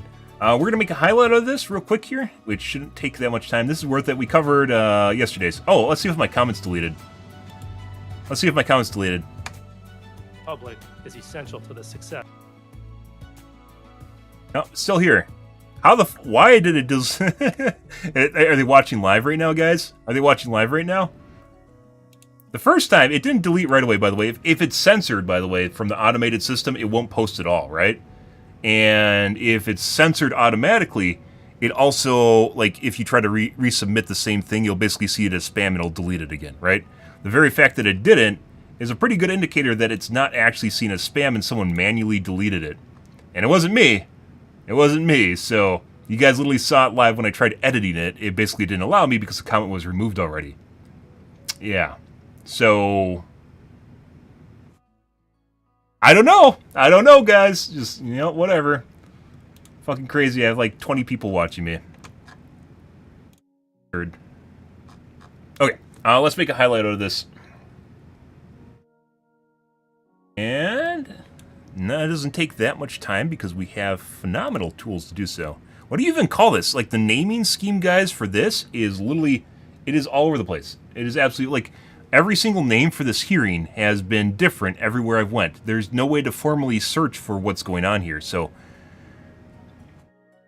like, how do I name, like, how do I name this at all? I don't know. Things with chemo. To catch the super. Also, we watched the SpaceX launch lower booster. Kind of like There's more to it, which we're going to take a look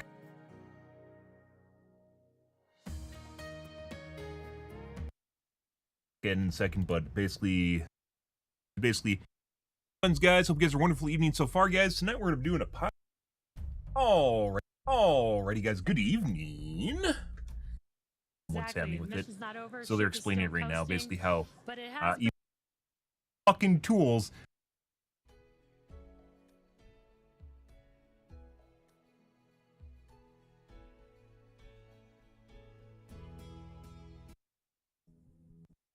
Congress. Stuff and things and stuff, guys. This is actually pretty cool, though, if you think about it. It's like the return to the same route. Interesting. We're going to pull out of this real quick here, which shouldn't take... It didn't delete right away, by the way. If it's censored, by the way, from the automated system, it won't post at all, right? And if it's censored automatically, it also, like, if you try to resubmit the same thing, you'll basically see it as... Also, I want to point out, guys, sometimes if you even talk about censoring, it'll actually censor your comment. Just pointing that out. It happened before, I think a couple days ago, when I was actually posting on someone's video for censorship in WoW. I posted a comment on it and immediately got deleted prior to me. Basically, it never got posted at all. It was just gone. And lo and behold, innocent me didn't think to actually copy-pasted it, which I did with this last article. I didn't think to copy-paste it because I thought it would be fine, right? It actually just got deleted immediately. And the shittiest thing about the fucking automated system is it won't tell you that something's wrong and ask you to resubmit it after correcting it. It'll just fucking delete it, which is absurd. You're just like deleting people's content for like, it doesn't even tell you why. And same thing happened on Reddit where I was posting about censorship in World of Warcraft. Just immediately got deleted. No mod message or anything. Spam, it'll delete it again, right? The very fact that it didn't is a pretty good indicator that it's not actually seen as spam and someone manually deleted it. And it wasn't me. It wasn't me. So you guys literally saw it live when I tried editing it. It basically didn't allow me because the comment was removed already. Yeah. So I don't know. I don't know, guys. Just you know, whatever. Fucking crazy. I have like...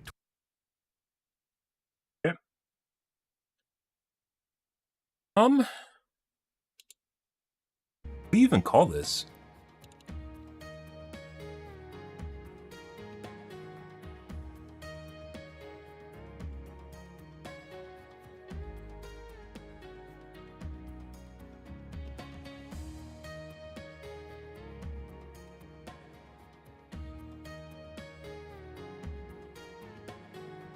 Senate Armed Service hearing.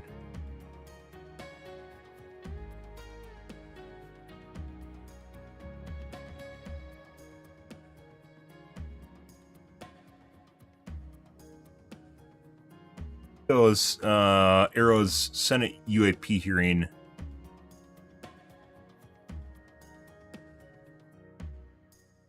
Dude, all this shit is super hard to, like, they put the date in the title.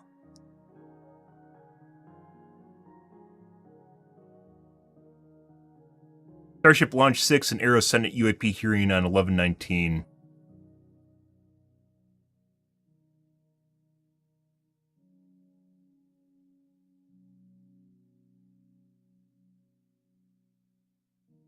Yeah.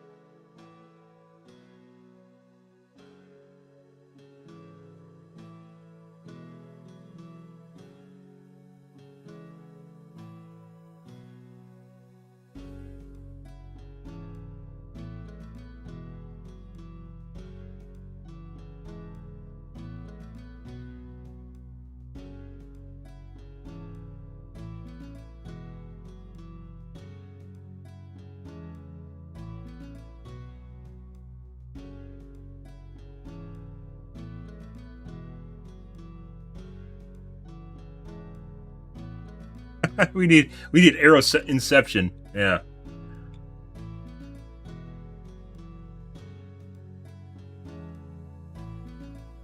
Let's see.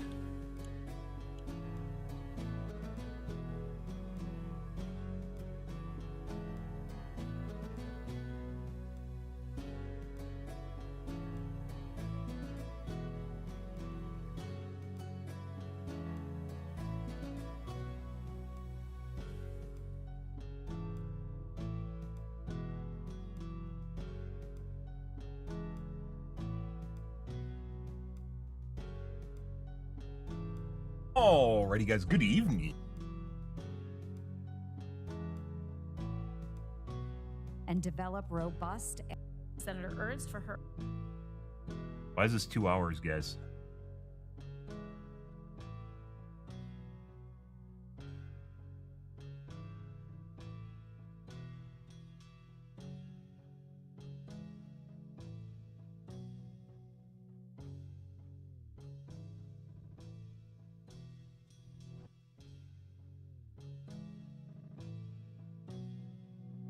Okay, I need to take a piss, guys, real quick.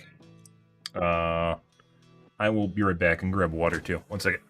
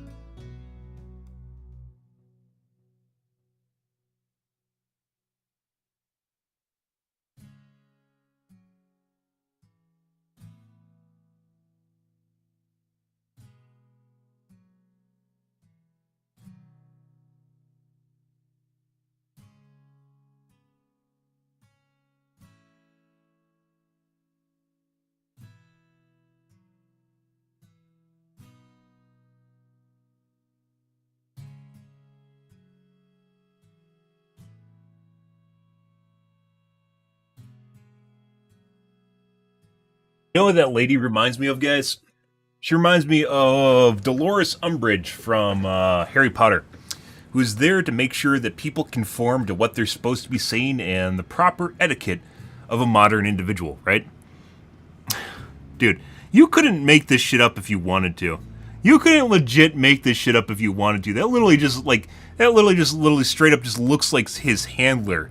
And once again, as we were talking about before, the reason that you have your handler or someone like that sit next to you is to make sure that you don't ever get the idea that you're going to do something, rash, right? And the weird thing about this is, yeah, like in domestic relationships, if there's a domestic abuse case, you try to separate the two individuals so someone can, express themselves without feeling like they're under the gun. I swear to God, this literally looks like a codependent relationship with an abusive individual that is suppressing the other individual and making sure he doesn't get out of hand. Yeah, it just like, and there's other people that also noticed that lady was sitting there, right? Yeah, in the comments. Yeah, and she looks like she's trying to hide it. Like she has a what do you call that? stoic face, right? Where she just like kind of unreactive to everything. You can tell based on her eyes, she's slowly starting to smirk as this is going on. And then at the end, she cracks a smile right at the end when this ends. This is 100% this guy's handler. This is 100% this guy's handler. I didn't even know anything about her, and apparently she's part of the Department of Defense. Yeah. 100% this guy's fucking handler. Straight up. Fucking crazy. Also, how does no one on Twitch care about this shit? I don't fucking know. This is literally happening inside the government. Like, this isn't just a random YouTube video. This is the Congress. Well, this is part of Congress. This is the Senate, right? This is the fucking Senate. What the fuck? Oh.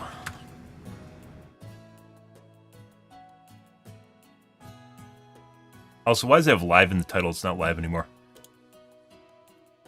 Best coverage was literally ABC. There's a lot of shitty versions of this.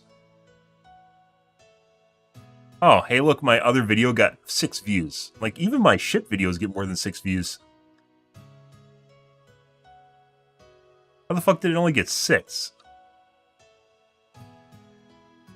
Huh.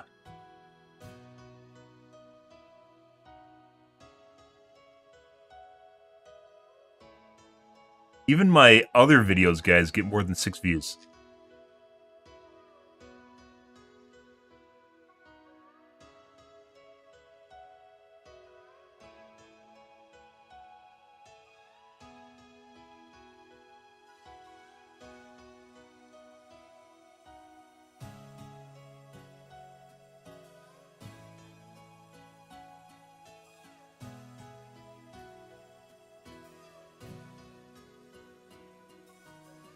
It's because I put Immaculate Constellation in the video. Also, no mention in any way, shape, or form of Immaculate Constellation here, guys.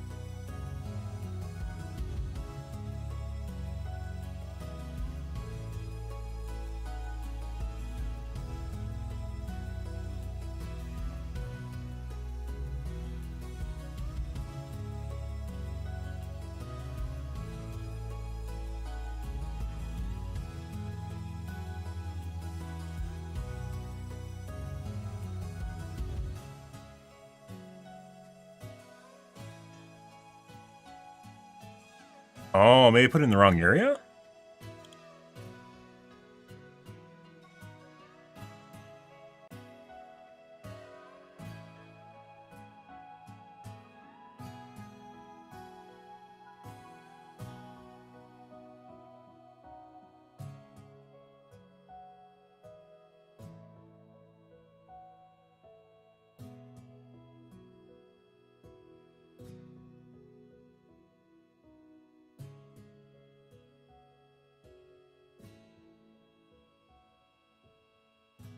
Fucking hate the censorship era, guys. Absolutely hate the censorship era.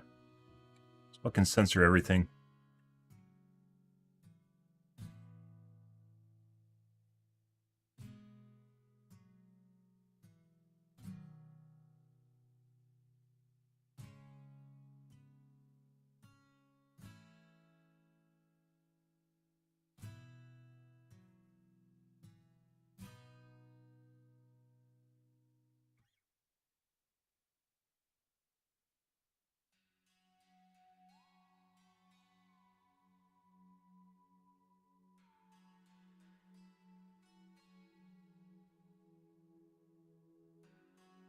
I think I put the last one in news.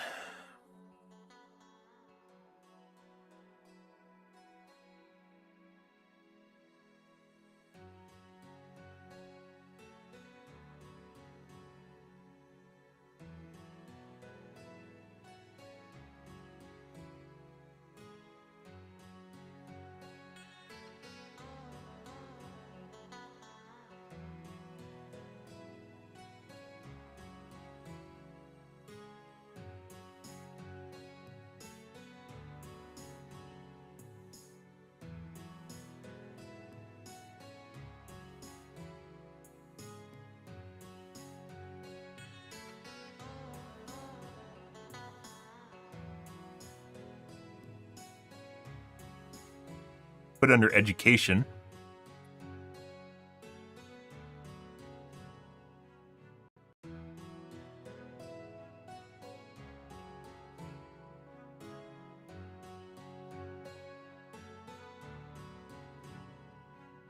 All right, well, let's try that one.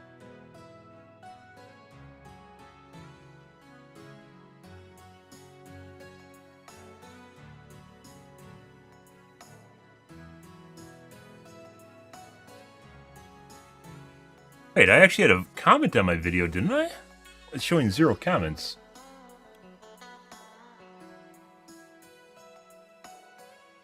Oh, no, that might be...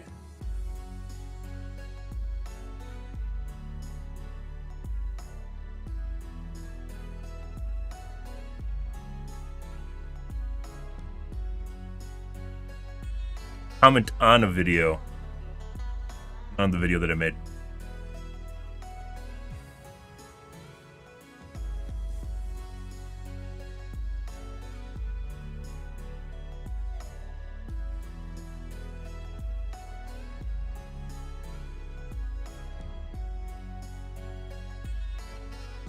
Okay, well, let's try that.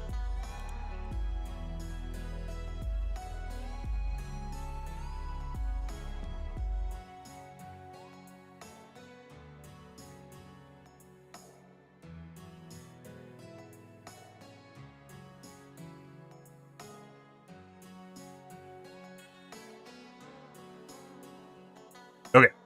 Okay. What time is it? Alright, well, we aren't going to have time for games tonight, guys. I didn't actually think this was going to be a big deal. I thought it's only 30 minutes long, and I didn't think it was going to take too long, but Starship was like a bit, and then this is also something. This looked so scripted. Yeah, no shit.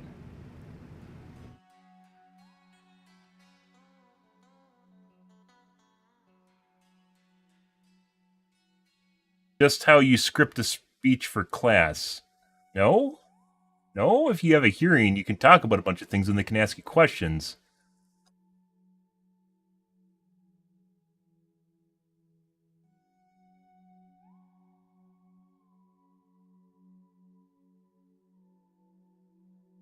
Also, is my comment deleted? Not deleted yet, guys.